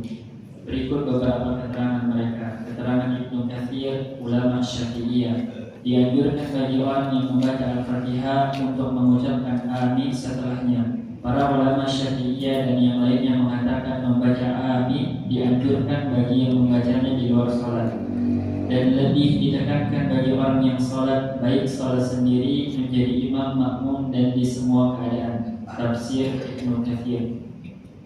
Dua, keterangan Ibnu Qudamah, itu ulama Hambali. Ketika imam selesai membaca waladhdallin, maka ucapkan amin. Kesimpulannya bahwa membaca amin seusai membaca Al-Fatihah hukumnya sunnah, baik bagi imam maupun makmum al-muqim. Kami tegaskan kembali bahwa imam juga dianjurkan membaca amin sebagaimana makmum, kecuali menurut pendapat Malikiyah. Menurut mereka imam tidak dianjurkan membaca amin, hanya makmum yang dianjurkan membaca amin. Namun ini pendapat yang lemah, karena Nabi SAW juga menganjurkan agar imam membaca amin, sebagaimana Nabi SAW bersabda, "Idza ammana al-imamu fa'aminu." Apabila imam membaca amin, maka bacalah amin. Iya, kemudian kita masuk pada hukum fikih ya Pak ya. Apa hukum membaca amin itu setelah Al-Fatihah? Setelah kita membaca ghairil maghdubi alaihim waladdallin, maka jumhur ulama ya ini mengatakan hukumnya adalah sunnah. Artinya kalau ada yang tidak baca Pak, tidak berdosa dia, tidak wajib. Ya, sunnah dalam tinjauan fikih. Kemudian beliau nukilkan dua pendapat ulama dari Syafi'iyah dan dari Hanabilah. Dari ulama Syafi'iyah beliau nukilkan dari keterangan Imam Katsir yang adalah seorang Syafi'i, seorang yang disebut kepada mazhab Syafi'i. Beliau mengatakan dalam tafsir Ibnu Katsir juz yang pertama halaman 144 sampai 145, beliau mengatakan yustahabu, disunnahkan ini. Maka bukan yajibu, bukan diwajibkan, namun disunnahkan. Liman qara al-Fatihah, bagi orang yang membaca surah Fatihah, ayyaqula ba'daha, untuk mengucapkan setelahnya amin. Ada yang panjang jangan amin gitu, tapi ada panjang amin gitu. Qala ashabuna, berkata saudara-saudara kami dari mazhab Syafi'i ini, ulama kalangan mazhab Syafi'i. Jadi kalau ada ulama Syafi'i yang mengatakan qala ashabuna, itu artinya pendapat mazhabnya itu. Wa ghairuhum, dan yang selain mereka, artinya selain mazhab Syafi'i, wa yustahabbu dzalika liman huwa kharijus shalah. Disunahkan juga mengucapkan amin itu bagi yang di luar sholat, artinya dia baca Al-Fatihah namun dia enggak sholat. Jadi disunahkan juga dia membaca amin. Wa yata'akkadu fi haqqil musalli, namun lebih ditekankan, muakkad jadinya, sangat ditekankan bagi orang yang sholat. Sawa'un kana munfaridan aw imaman aw ma'muman, baik dia sholat sendiri atau menjadi imam atau menjadi makmum. Wa fi, dan di dalam jami' ahwal, seluruh kondisinya ini disunahkan dalam mazhab Syafi'i. Kemudian yang kedua, keterangan dari Imam Ibnu Qudamah yang merupakan seorang Hambali. Dalam kitab beliau, kitab Al-Mughni ini kitab fenomenal kitab rujukan dalam Hambali, kitab Al-Mughni oleh Imam Ibnu Qudamah, kitab yang sangat tebal sekali. Jadi Imam Ibnu Qudamah mengatakan, fa idza qala waladhdallin, apabila seseorang dalam salatnya mengucapkan waladhdallin, qala amin. Maka dia mengucapkan setelah itu amin. Wa jumlatuhu, dan kesimpulannya dan intinya anna ta'mina 'inda faraghil Fatihah, sesungguhnya mengucapkan amin setelah selesai dalam membaca surah Al-Fatihah sunnatul, hukumnya apa? Sunnah. Bukan ada yang melanggar wajib, ini sunnah. Lil imam wal ma'mum, bagi imam dan juga makmum. Artinya imam juga baca dan makmum juga baca, kecuali dalam mazhab Maliki yang mana mengucapkan amin itu hanya bagi makmum. Maka imam tidak dianjurkan, namun pendapat ini lemah karena bertentangan dengan zahir daripada hadis yang sahih, hadis Bukhari Muslim yang mana Rasulullah mengatakan tadi penggalan hadisnya, idza amana al-imamu fa'aminu. Apabila imam mengucapkan amin, maka ucapkan amin setelah ucapan imam tersebut. Artinya imam dan makmum sama-sama dianjurkan, disunahkan untuk mengucapkan amin. Fadhal. Kapan makmum membaca amin? Ada dua pendapat ulama dalam masalah ini. Yang pertama, makmum membaca amin seusai imam membaca amin. Pendapat ini berdasarkan hadis, apabila imam membaca amin maka bacalah amin. Yang kedua, makmum membaca amin seusai imam membaca waladhdallin. Ini merupakan pendapat Syafi'iyah, Hambali, dan beberapa ulama lainnya dalam Al-Majmu' dan Al-Mughni. Imam An-Nawawi menukil keterangan Imam Al-Haramain. Dulu guruku mengatakan tidak dianjurkan bagi makmum untuk membarengi imam dalam ucapan dan gerakan selain dalam bacaan ini, yakni amin, dalam Al-Majmu' Syarah Al-Muhadzab. Pendapat ini berdalil dengan hadis dari Abu Musa radhiyallahu anhu. Nabi sallallahu alaihi wasallam bersabda, wa idza qala ghairil maghdubi alaihim waladdallin faqulu amin yujibukumullah. Setelah imam membaca ghairil maghdubi alaihim waladdallin, maka ucapkanlah amin, niscaya Allah akan mengabulkan permohonanmu. Hadis riwayat Ahmad, Muslim, dan yang lainnya. Insyaallah pendapat ini yang lebih mendekati adalah pendapat kedua, bahwa makmum membaca amin sebagaimana ini dengan jelas ditunjukkan oleh hadis dari Abu Musa radhiyallahu anhu. Ibnu Qudamah mengatakan waktu makmum membaca amin adalah setelah imam mengucapkan waladhdallin, karena ini juga waktu amin bagi imam, sehingga bacaan amin imam dan makmum dilakukan di waktu yang sama, bertepatan dengan aminnya para malaikat. Iya. Nah, kemudian kapan membaca amin? Di sini beliau menunjukkan dua pendapat ulama. Yang pertama, ada ulama yang berpendapat makmum mengucapkan amin setelah imam, jadi imam duluan. Ini dalilnya adalah hadis Bukhari Muslim tadi. Ya. Di mana sisi pendalilannya di sini Rasulullah mengatakan idza amana imam, apabila imam telah rupanya. Ini kan pakai ya kata kerja past tense ya, fi'il madhi itu. Amana itu ya. Apabila imam telah membaca amin baru diperintahkan oleh Nabi fa amin, maka ucapkan setelahnya amin. Nah, ini. Kemudian pendapat yang kedua, makmum dan imam membaca amin setelah selesai imam membaca waladhdallin. Ini pendapat daripada mazhab Syafi'i dan Hambali dan beberapa ulama yang lainnya.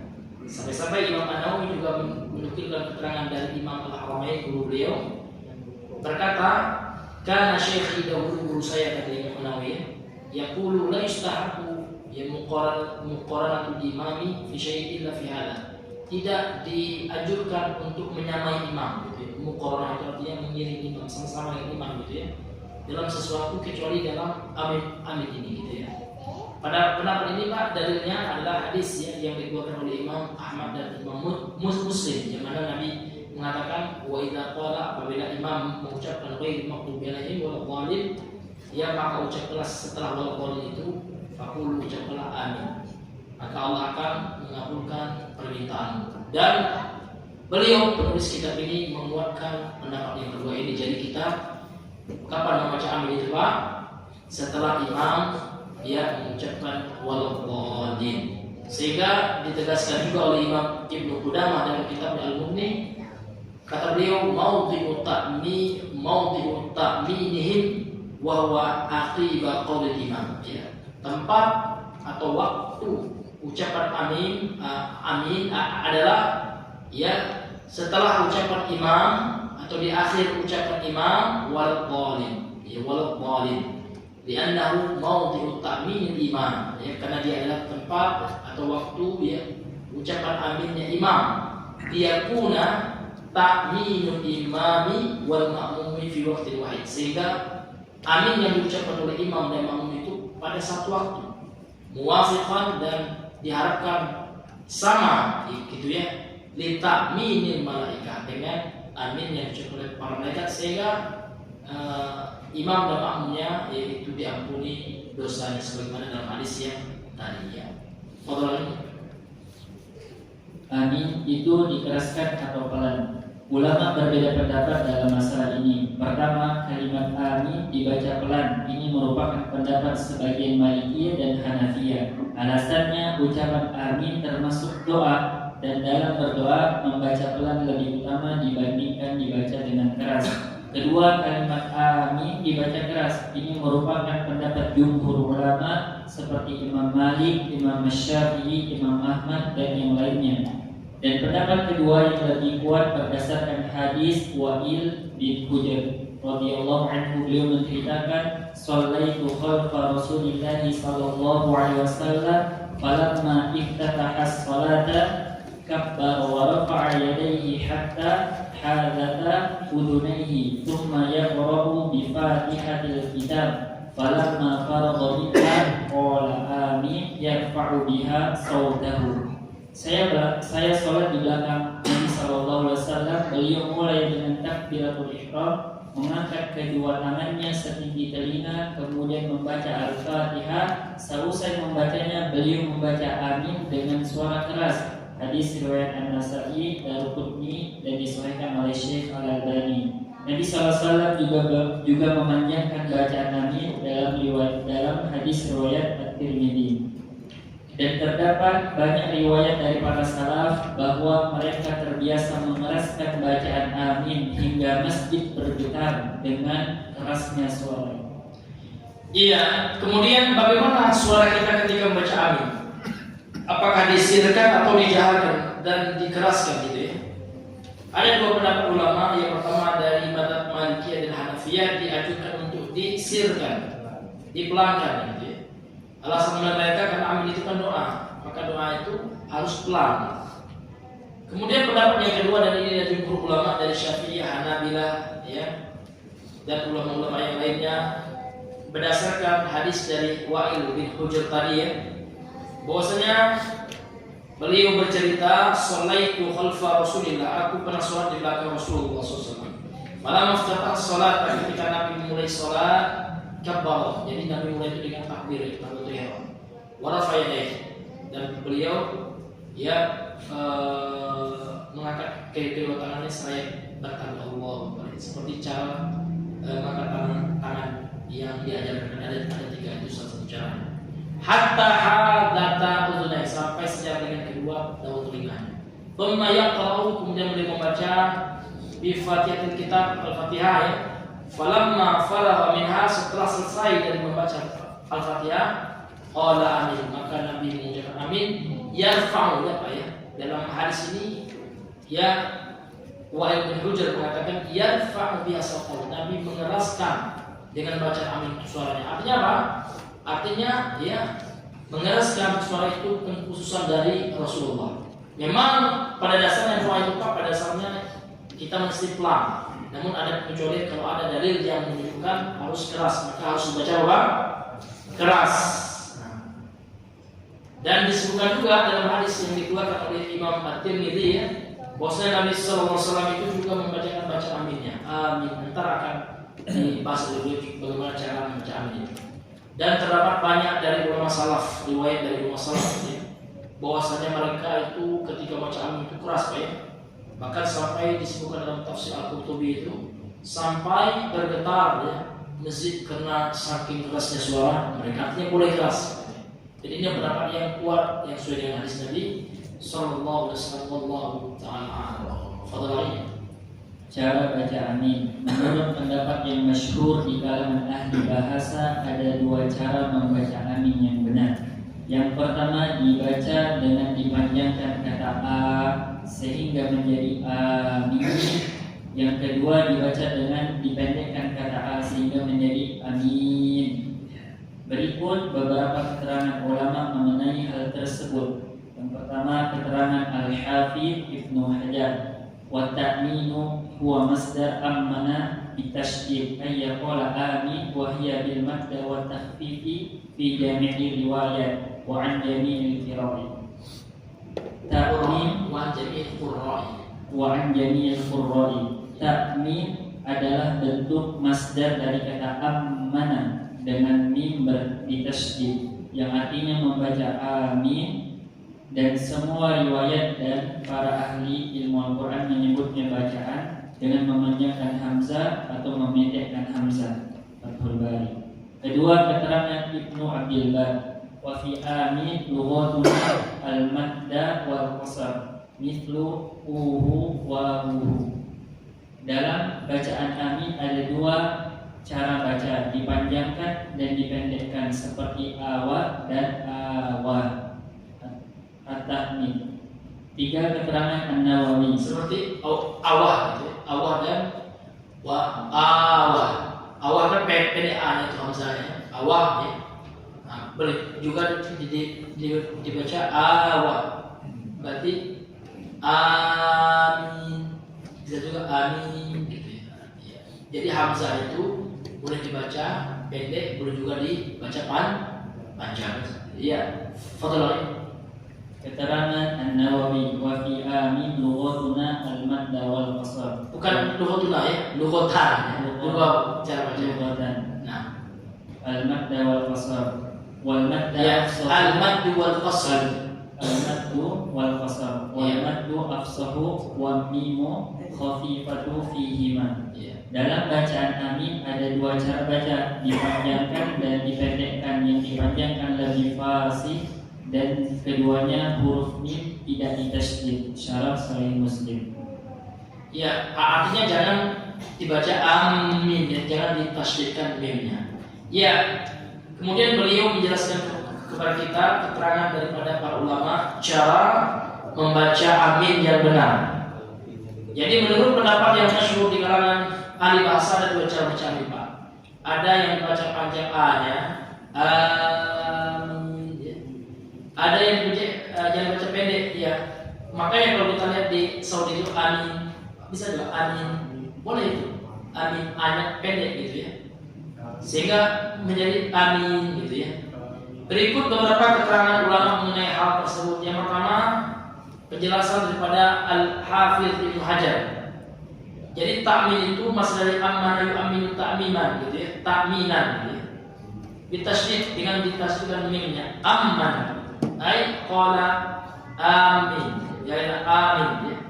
Wa hiya bil mad, jadi hamzahnya itu kita baca dengan panjang amin gitu ya. Wa takhfif ya, dan juga diringankan, maksudnya dipendekkan. Fi jami'ir riwayat, pada seluruh riwayat tentang itu. Wa an jami'il qurra, dan menurut seluruh ya ahli qiraah. Kemudian yang kedua, keterangan daripada Imam Ibnu Abdul Bar ya. Wa fi amin lughatan, ada dua bahasa atau dua cara baca kata amin.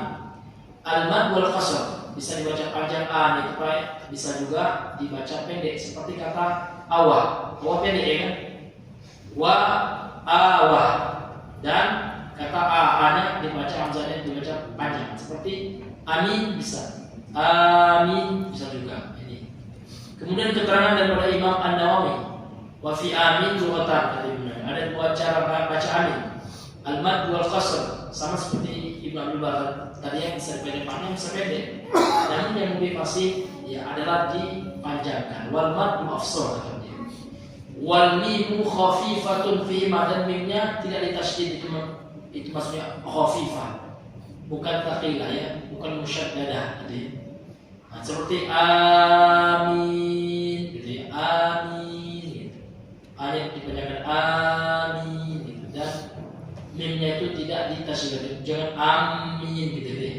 Ini yang salahnya, ini dari yang diberikan oleh Allah. Sekarang akan beliau jelaskan kepada kita bentuk membaca amin yang salah. Cara baca amin yang salah. Syekh Dr. Abdullah Az-Zahir menyebutkan beberapa cara baca amin yang salah. Pertama, kesalahan bacaan amin yang menyebabkan sholat batal dengan sepakat ulama. Yang pertama, hamzah dipanjangkan, mim ditasydid, dan huruf ya dihilangkan sehingga menjadi amin. Yang kedua, hamzah nya dihilangkan ya, isiannya dihilangkan, jangan bacanya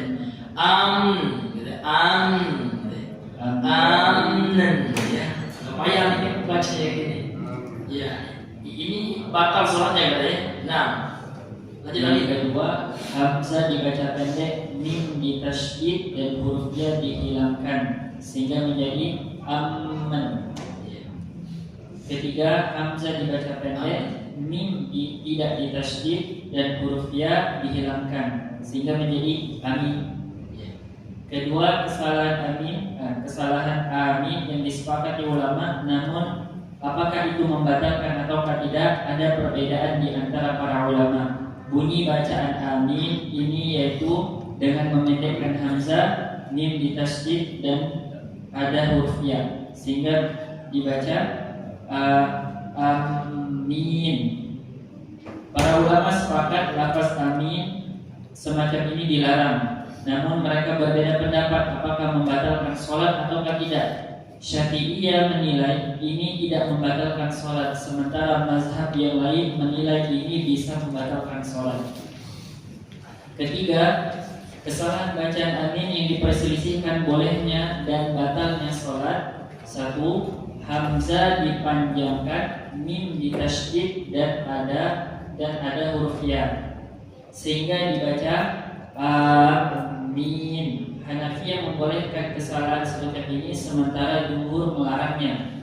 Hanya saja menurut Syafi'iyah amin semacam ini tidak membatalkan sholat, sedangkan Hambali dan Malikiyah menilai bacaan amin ini bisa membatalkan sholat. Yang kedua, hamzah dipanjangkan, mim tidak ditasydid dan huruf ya dibuang sehingga bacaan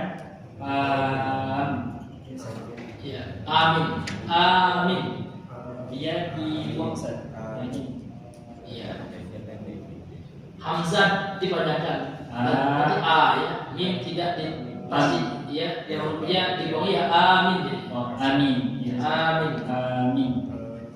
Sebagian Hanafiyah membolehkan amin semacam ini namun tidak disinggung oleh mazhab yang lain dan yang benar ini dilarang. Tafsir. Ya, antar ya. Kita bahas dahulu ya. Ini penting ya Pak ya. Ini adalah yang pertama ini penting nih. Ini ada 3 ya. Ada yang pertama, yang kedua dan yang ketiga. Ya, yang pertama ini kesalahan baca amin yang menyebabkan sholat batal. Ini penting ya Pak ya. Yang pertama ya, kesalahan baca amin yang menyebabkan sholat batal ini mesti kita ketahui Pak ya. Hamzah dipanjangkan, gitu ya. Mim ditasydid, jadi ya. Iya, tidak ada menjadi aman, ya. Aman, gitu. Aman, gitu ya. Nah, ini batal Pak ya. Soalnya iyanya nggak ada, padahal dia itu ya harus dibaca panjang juga ya. Kemudian yang kedua, hamzah dibaca pendek. Mim ditasydid, gitu ya. Huruf ya dihilangkan menjadi amin. Amin, ya. Amin. Amin, ya. Yang ketiga, hamzah dibaca pendek. Mim tidak ditasydid dan huruf ya dihilangkan. Amin. Kan ada orang yang amin gitu ya. Tidak boleh. Ya, amin itu bahasa batal ya. Ini menurut kesepakatan ulama. Amin. Amin. Seharusnya harus amin gitu ya. Yang benar gitu ya. Jangan dibaca amin gitu ya. Kemudian kesalahan yang kedua, kesalahan amin yang disepakati ulama namun ulama berbeda. Apakah kesalahan itu membatalkan sholat atau tidak? Jadi ada perbedaan di antara para ulama bunyi baca amin ini ya, yaitu dengan memendekkan hamzah. Jadi hamzahnya dibaca pendek, mim ditasydid ya. Jadi hamzah dibaca pendek, mim ditasydid dan ada huruf ya, sehingga dibaca ya hamzah pendek amin ya, amin gitu. Maka para ulama sepakat lafaz amin semacam ini dilarang. Namun mereka berbeda pendapat apakah amin itu ya membatalkan sholat atau tidak. Nah, dalam kalangan mazhab Syafi'iyah menilai ini tidak membatalkan sholat, sementara dalam mazhab yang lain menilai ini membatalkan sholat. Artinya ini dilarang juga. Ya jangan baca seperti ini. Kenapa diperselisihkan oleh ulama batal atau tidaknya. Kemudian yang ketiga, kesalahan baca amin yang diposisikan boleh atau batalnya sholat gitu ya. Yang pertama, hamzah dipanjangkan, gitu ya. Mim ditasydid, amin, dan huruf ya dibaca. Artinya ada huruf ya. Namun karena mimnya ditasydid Pak, maka ulama berbeda pendapat. Ada yang mengatakan boleh dan ada yang mengatakan membatalkan sholat. Ya, dalam mazhab Hanafiyah mengatakan boleh dan dalam mazhab Syafi'iyah amin seperti ini ya tidak membatalkan sholat gitu. Sedangkan Hambali dan Maliki menilai amin yang seperti itu amin gitu ya, ayat pemakaian tasydid itu membatalkan sholat. Kemudian yang kedua, hamzah dibaca panjang, gitu ya. Minnya tidak ditasydid dan ya-nya nggak ada, jadi amin, amin gitu ya. Bukan amin itu yang benar seperti itu. Jadi nggak ada huruf ya-nya. Maka sebagian Hanafiyah membolehkan amin seperti ini, namun tidak disinggung oleh mazhab lainnya. Dan yang benar ya, amin itu kata beliau itu dilarang sebagaimana dalam kitab At-Takmim ya, aqibah Fatihah fi shalah gitu ya. Ini ada yang beliau. Jadi kesalahan bacaan itu ada dua. Ada kesalahan yang membatalkan, kemudian ada kesalahan yang disepakati oleh ulama. Ulama sepakat itu salah, namun ulama beda apakah kesalahan itu membatalkan sholat atau tidak. Kemudian yang ketiga, kesalahan bacaan amin yang dipersisikan oleh ulama kebolehannya, atau yang dipersisikan oleh ulama apakah dia membatalkan sholat atau tidak, seperti itu. Ya, fadhil. Tafsir amin, bahwa amin termasuk doa yang tidak bisa berdiri sendiri namun harus bergandengan dengan doa yang lain. Dalam bahasa Arab, kata amin termasuk isim lil fi'il, isim li fi'il amr, kata benda yang berstatus sebagai kata kerja perintah. Ulama berbeda pendapat terkait makna amin. Pendapat yang masyhur, amin artinya Allahumma istajib, ya Allah kabulkanlah. Pendapat kedua bahwa amin adalah salah satu nama Allah Ta'ala. Al-Asfahani menukil keterangan Al-Fasawi, qala Abu Ali Al-Fasawi, arada hadzal qail anna fi amin dhamiru lillahi ta'ala dhamiran lillahi ta'ala lianna ma'nahu istajib. Abu Ali Al-Fasawi mengatakan orang yang berpendapat bahwa amin adalah nama Allah, maksud mereka bahwa dalam kata amin ada kata ganti untuk Allah karena maknanya adalah kabulkanlah, Ya Allah. bahwa dalam setiap kata perintah tersimpan kata ganti orang kedua. Misalnya kita mengatakan wahai Budi makanlah, dalam kata makanlah terdapat kata ganti kamu, sehingga jika dibaca lengkap makanlah kamu. Demikian pula ketika orang mengatakan kabulkanlah, di sana tersimpan kata ganti Allah, sehingga jika dibaca lengkap jadinya kabulkanlah ya Allah. Demikian, Allahu a'lam. Iya, sekarang kita masuk pada tafsir amin. Yang bagaimana amin atau amin ini amin, itu dua yang benar. Jadi dia amin ini doa ya, yang tidak bisa berdiri sendiri. Artinya dia ucapan setelah adanya doa yang diucapkan gitu. Dan dalam segi bahasa ya, amin ini adalah isim dia. Dia bukan fi'il ya, dia isim.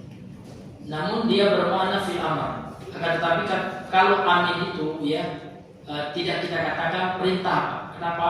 Karena dari hamba seperti yang telah kami sampaikan, yang namanya permintaan dari hamba itu bukan perintah, ya. Ini nggak ada adat, namun dia adalah doa. Kita katakan. Maka kita katakan isim fi'il li fi'il doa, fi'il doa.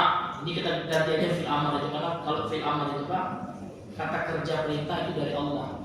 Tapi kalau permintaan dari hamba itu namanya kata kerja doa, gitu ya. Artinya kita yang berdoa kepada Allah Subhanahu wa Ta'ala. Kemudian tentang maknanya, ada dua pendapat ulama. Yang pertama, amin itu artinya adalah Allahumma stajib, ya Allah kabulkanlah, itu artinya. Kemudian Imam Al-Asfahani yang menukilkan dalam kata amin itu ada domir, ada kata ganti Allah, karena dia adalah doa, gitu ya. Kabulkanlah. Siapa yang mengabulkan doa itu, gitu ya. Ada kata ganti domir Allah dalam kata itu. Sebagaimana yang menukilkan dari pendapat Abu Ali Al-Fasawi. Qala Abu Ali Al-Fasawi arada hadzal qail anna fi amin dhamiran lillahi ta'ala li'anna ma'nahu istajib. Orang yang mengucapkan amin itu menginginkan ya dalam kata amin itu ada kata ganti Allah, gitu ya. Kata ganti bagi Allah Ta'ala ya. Yang mana makna daripada amin itu adalah istajib, ya, kabulkanlah. Maksudnya kabulkanlah wahai Allah. Karena memang Pak, setiap fi'il amr ya, kalau kita lihat dalam sisi bahasa, contoh tulislah uktub, maka di situ sudah ada domirnya. Namun domirnya itu Pak wajib disamarkan, wajib tidak dizahirkan. Itu namanya domir mustatir, bukan domir baris. Wujuban sifatnya. Maka kalau ada yang uskun anta dalam surah Al-Baqarah ya, uskun anta wa zaujukal jannah, maka uskun itu Pak sudah ada domir di situ, yaitu anta. Namun kata anta itu bukan sebagai fa'ilnya, sebagai pelakunya ya. Namun itu sebagai penguat itu kalau dari segi bahasa. Jadi intinya Pak, dalam setiap doa kita kabulkanlah, maka sudah ada di situ kata ganti Allah Subhanahu wa Ta'ala. Ya seperti dalam bahasa kita, makanlah. Kita kan bilang sama kita, anak kita ya, makanlah. Itu maksudnya apa? Makanlah. Nah, itu ada sudah tersimpan pelaku yang kita suruh itu, ya, yaitu anak kita. Tapi kalau dengan Allah jangan bahasanya menyuruh Pak ya, tapi meminta untuk berdoa. Maka saya lebih cocok dengan istilah kalau amin itu bukan fi'il amr ya, namun fi'il doa ya. Fi'il yang maknanya doa. Karena kalau perintah itu macam coba kita masa perintah Allah ya. Kita itu yang harus berdoa kepada Allah, meminta kepada Allah. Wallahu a'lam bishawab. Nah, tafadhol ya, alhamdulillah, khairan atas penjelasannya. Sebelum kita tutup sesi keempat ini, atau pertanyaan kami silakan.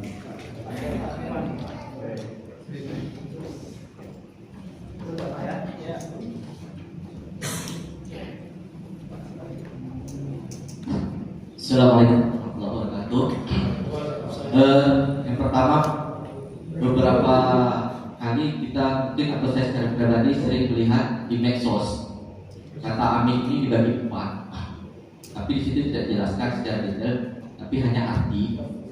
Misalnya amin yang pendek, A1, I-nya 1 itu artinya iya.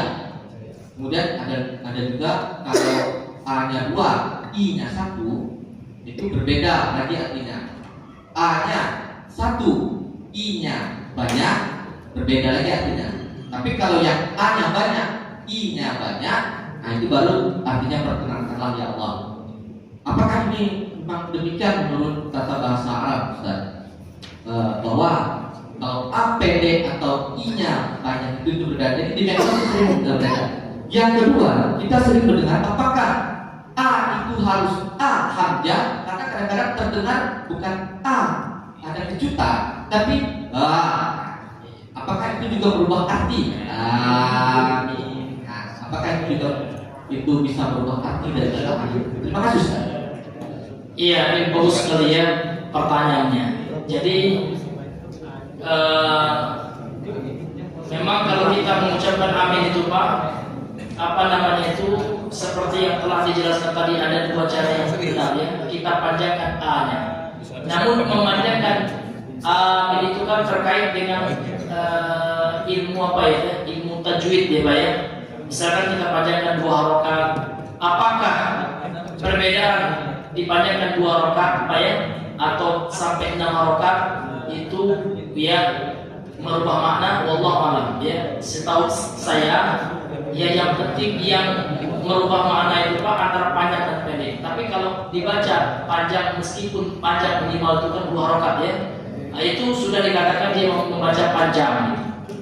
Jadi kalau Bapak tanyakan apakah panjangnya A-nya 2 dengan A-nya yang 5 ya, itu kan istilah dalam ilmu tajwid kan harokatnya Pak ya.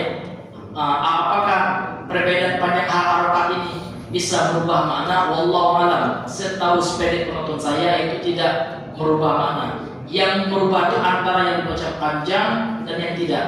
Baik itu dia panjang maksimal, minimal dia panjang minimal 2 rakaat gitu. Ya itu tidak merubah makna. Jadi kalau ada orang yang mengucapkan amin, betul juga, karena sudah dibacakan A-nya, atau A-nya cuma dibacakan 2 rakaat, amin, sudah betul. Yang salah seperti yang kita bahas tadi itu ya, ya amin misalkan kedua-duanya pendek gitu. Jadi wallahu a'lam ya, sependek pengetahuan saya Pak, maka perbedaan A dan panjang A itu ada yang A nya 2, A nya 4 itu harokatnya Pak ya. Ini tidak mempengaruhi makna gitu. Yang mempengaruhi makna itu antara yang dipanjangkan dan yang tidak dipanjangkan. Kemudian terkait orang yang mengatakan ini itu terkait dengan makhrajnya Pak ya. Gitu. Jadi makhraj hamzahnya nggak benar gitu ya. Iya, karena makhraj hamzah itu termasuk dia hamzah itu kan huruf tenggorokan ya. Karena hamzah itu termasuk huruf izhar, ya kan? Kalau dalam Tuhfatul Atfal itu kan ada 6 huruf izhar. Lil halqi apa? Situn atau lupa saya. Ada 5 huruf halq gitu ya. Yang termasuknya yang termasuk huruf halq itu adalah yang kita baca di pangkal dia tenggorokan kita. Ini terkait dengan tajwidnya juga ya.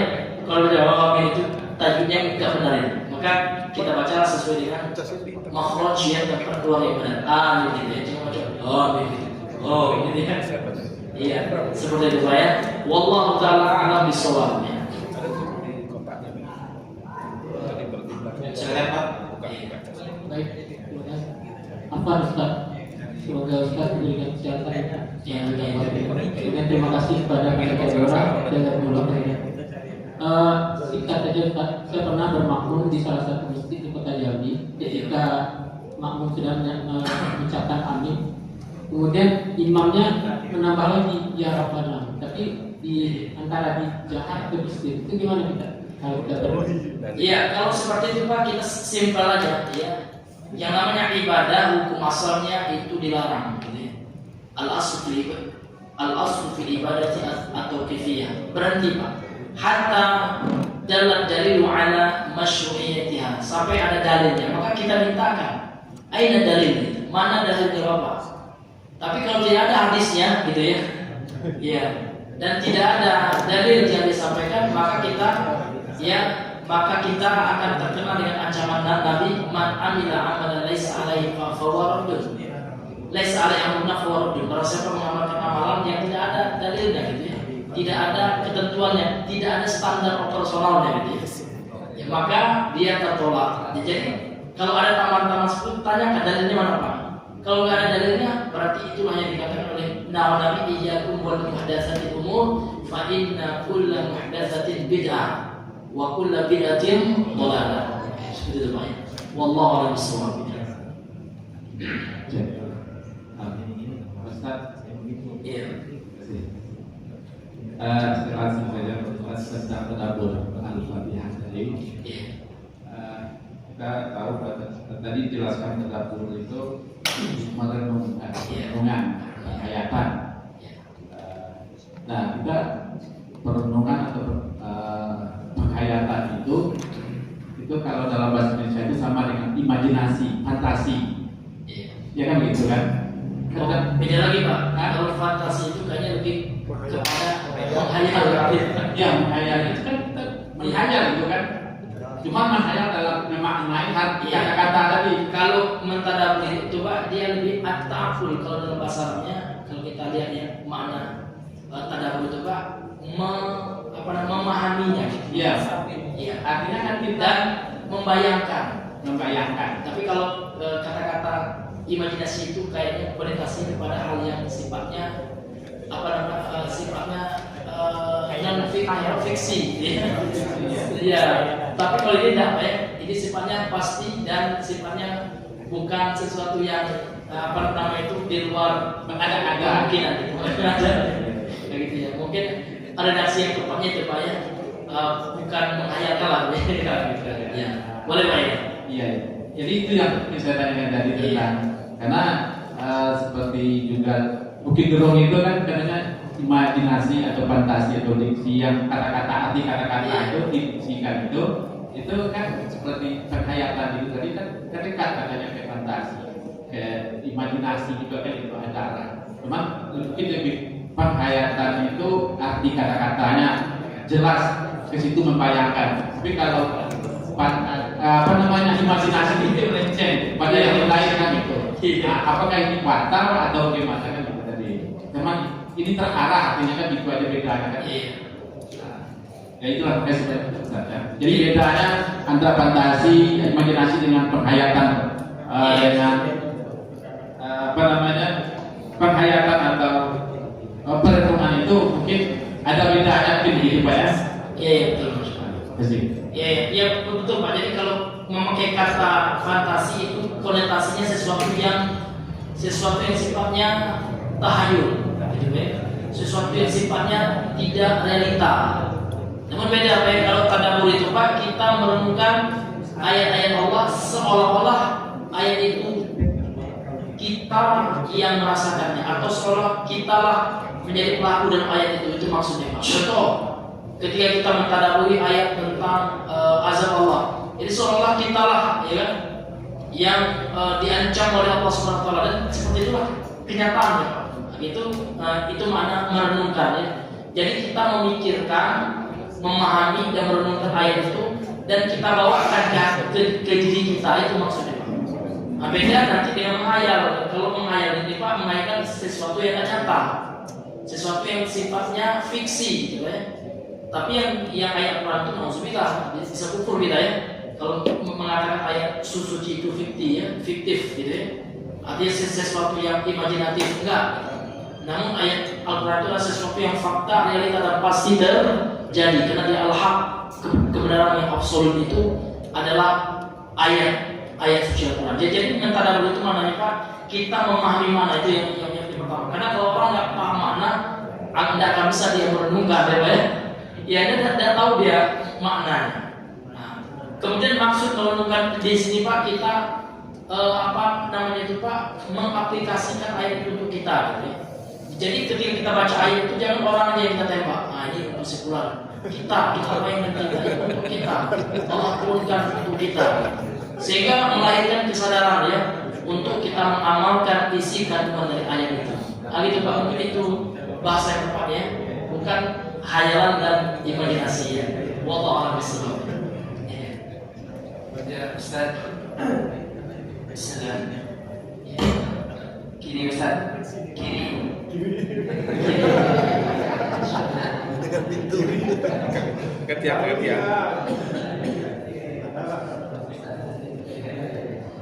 Ini Ustaz, pertanyaannya apakah amin itu disunahkan juga ketika di luar sholat orang berdoa gitu? Misalkan kalau tidak semoga Allah lapangkan rezekimu, kita ucapkan amin gitu. Apakah juga disunahkan gitu mengucapkan amin?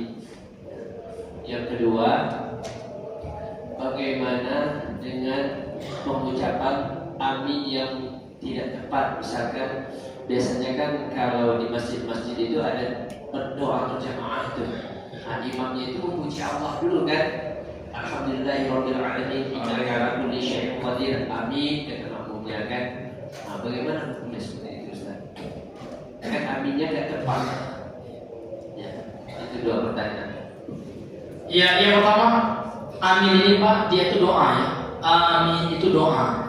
Jadi doa yang tidak berdiri sendiri, dia doa untuk mendoakan dikabulkannya doa yang sebelumnya. Kan seperti itu yang disebut oleh beliau. Contoh, ya ketika kita membaca akhir dari surah Fatihah itu kan doa, ghairil maghdubi ihdinas siratal mustaqim siratal ladzina an'amta 'alaihim ghairil maghdubi 'alaihim waladdallin. Itu kan doa. Maka disunahkan kita membaca amin. Yang amin itu sendiri doa, yang artinya ya Allah kabulkanlah, kan seperti itu ya. Dan kemudian bagaimana dengan doa biasa di luar sholat gitu ya? Apakah boleh kita mengaminkan? Lihat, amin itu ada dua juga, ini kaidah ulama ya. Ada amin yang sifatnya mutlak dan ada amin yang sifatnya khusus. Kalau yang memang ada doa yang di situ ya tidak diaminkan, jadi ada doa ya seperti khotib, ini pendapat yang dikuatkan oleh sebagian ulama gitu ya, yang ulama di Saudi ya. Ada khotib berdoa Pak, khotib doa yang di akhir khutbah yang kedua itu kan doa itu. Namun dalam keadaan itu tidak ada dalilnya ya, tidak ada hadisnya bahwasanya makmum dia mengaminkan doanya khotib. Maka dalam kasus seperti itu maka kita tidak mengaminkan, itu namanya amin yang khusus. Ya kan, amin yang dibaca dengan waktu ketika khotib berdoa, karena tidak ada dalil yang menyebutkan dalam hadis bahwasanya makmum mengucapkan amin setelah khotib berdoa. Nah, itu namanya muqayyad, kasus gitu ya. Namun secara umum ya kan, amin itu diperbolehkan. Contoh ada orang yang berdoa atau mendoakan kita ya, semoga Bapak selamat di jalan, amin Pak. Boleh Pak. Dan ini namanya amin, doa yang sifatnya ya mutlak. Nah, maka doa itu ada yang mutlak, ada yang muqayyad. Mutlak itu artinya umum Pak. Tidak ada dalil yang di situ Nabi tidak mengucapkannya, maka dibiarkan pada hubungannya. Kemudian ada pula dalil yang memang nggak ada aminnya, maka kita jangan ucapkan amin seperti itu. Iya. Jadi kalau seandainya dalam hal-hal yang sifatnya umum boleh saja Pak ya. Karena dia memang doa, karena doa itu Pak umum ya. Doa itu bagus ya. Seperti itu ya. Dan kita disuruh oleh Rasulullah itu memperbanyak doa. Dan Allah juga mengatakan dia berdoalah kalian kepadaku akan aku kabulkan. Artinya disuruh kita banyak-banyak berdoa. Kemudian yang kedua, apapun yang bisa umum seperti apa? Ya, mungkin kita ini kita perjelas. Mungkin yang dimaksud tadi kan masjid umum itu ada doa berjemaah.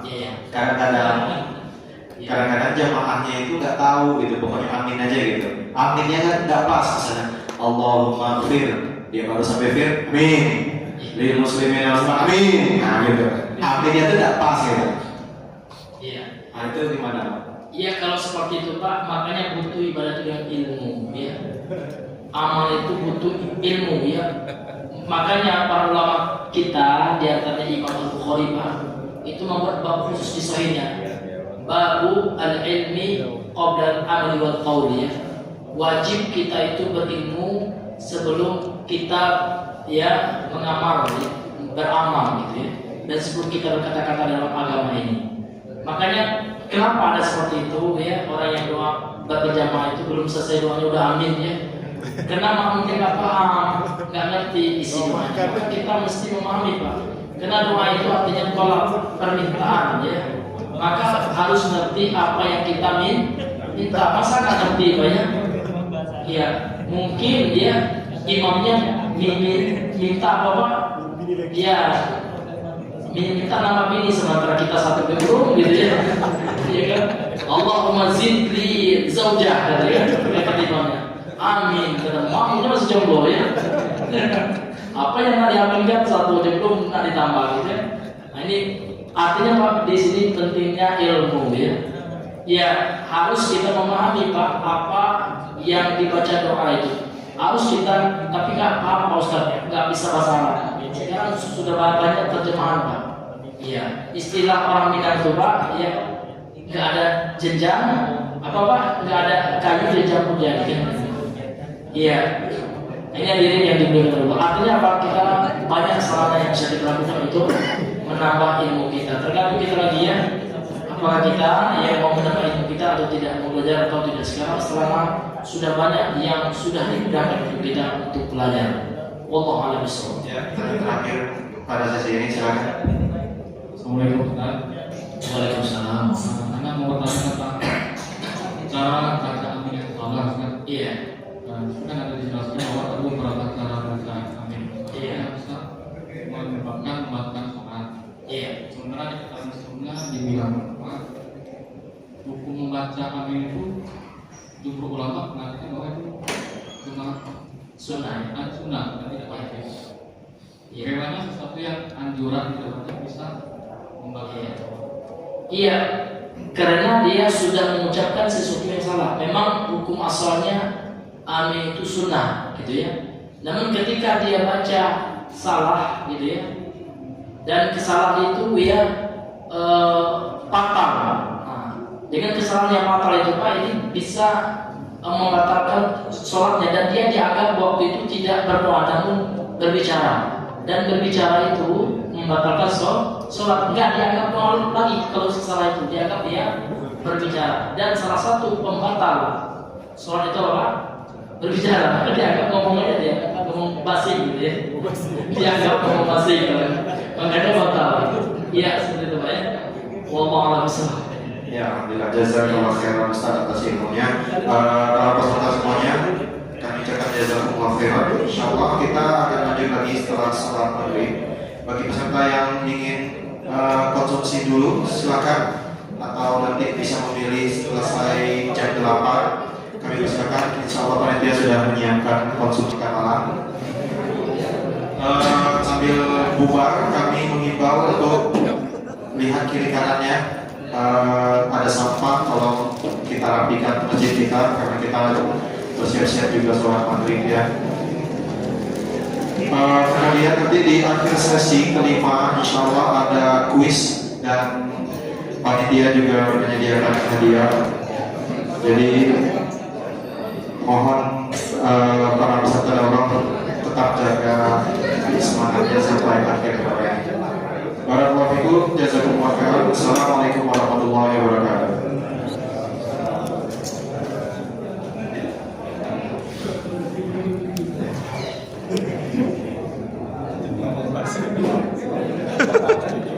masih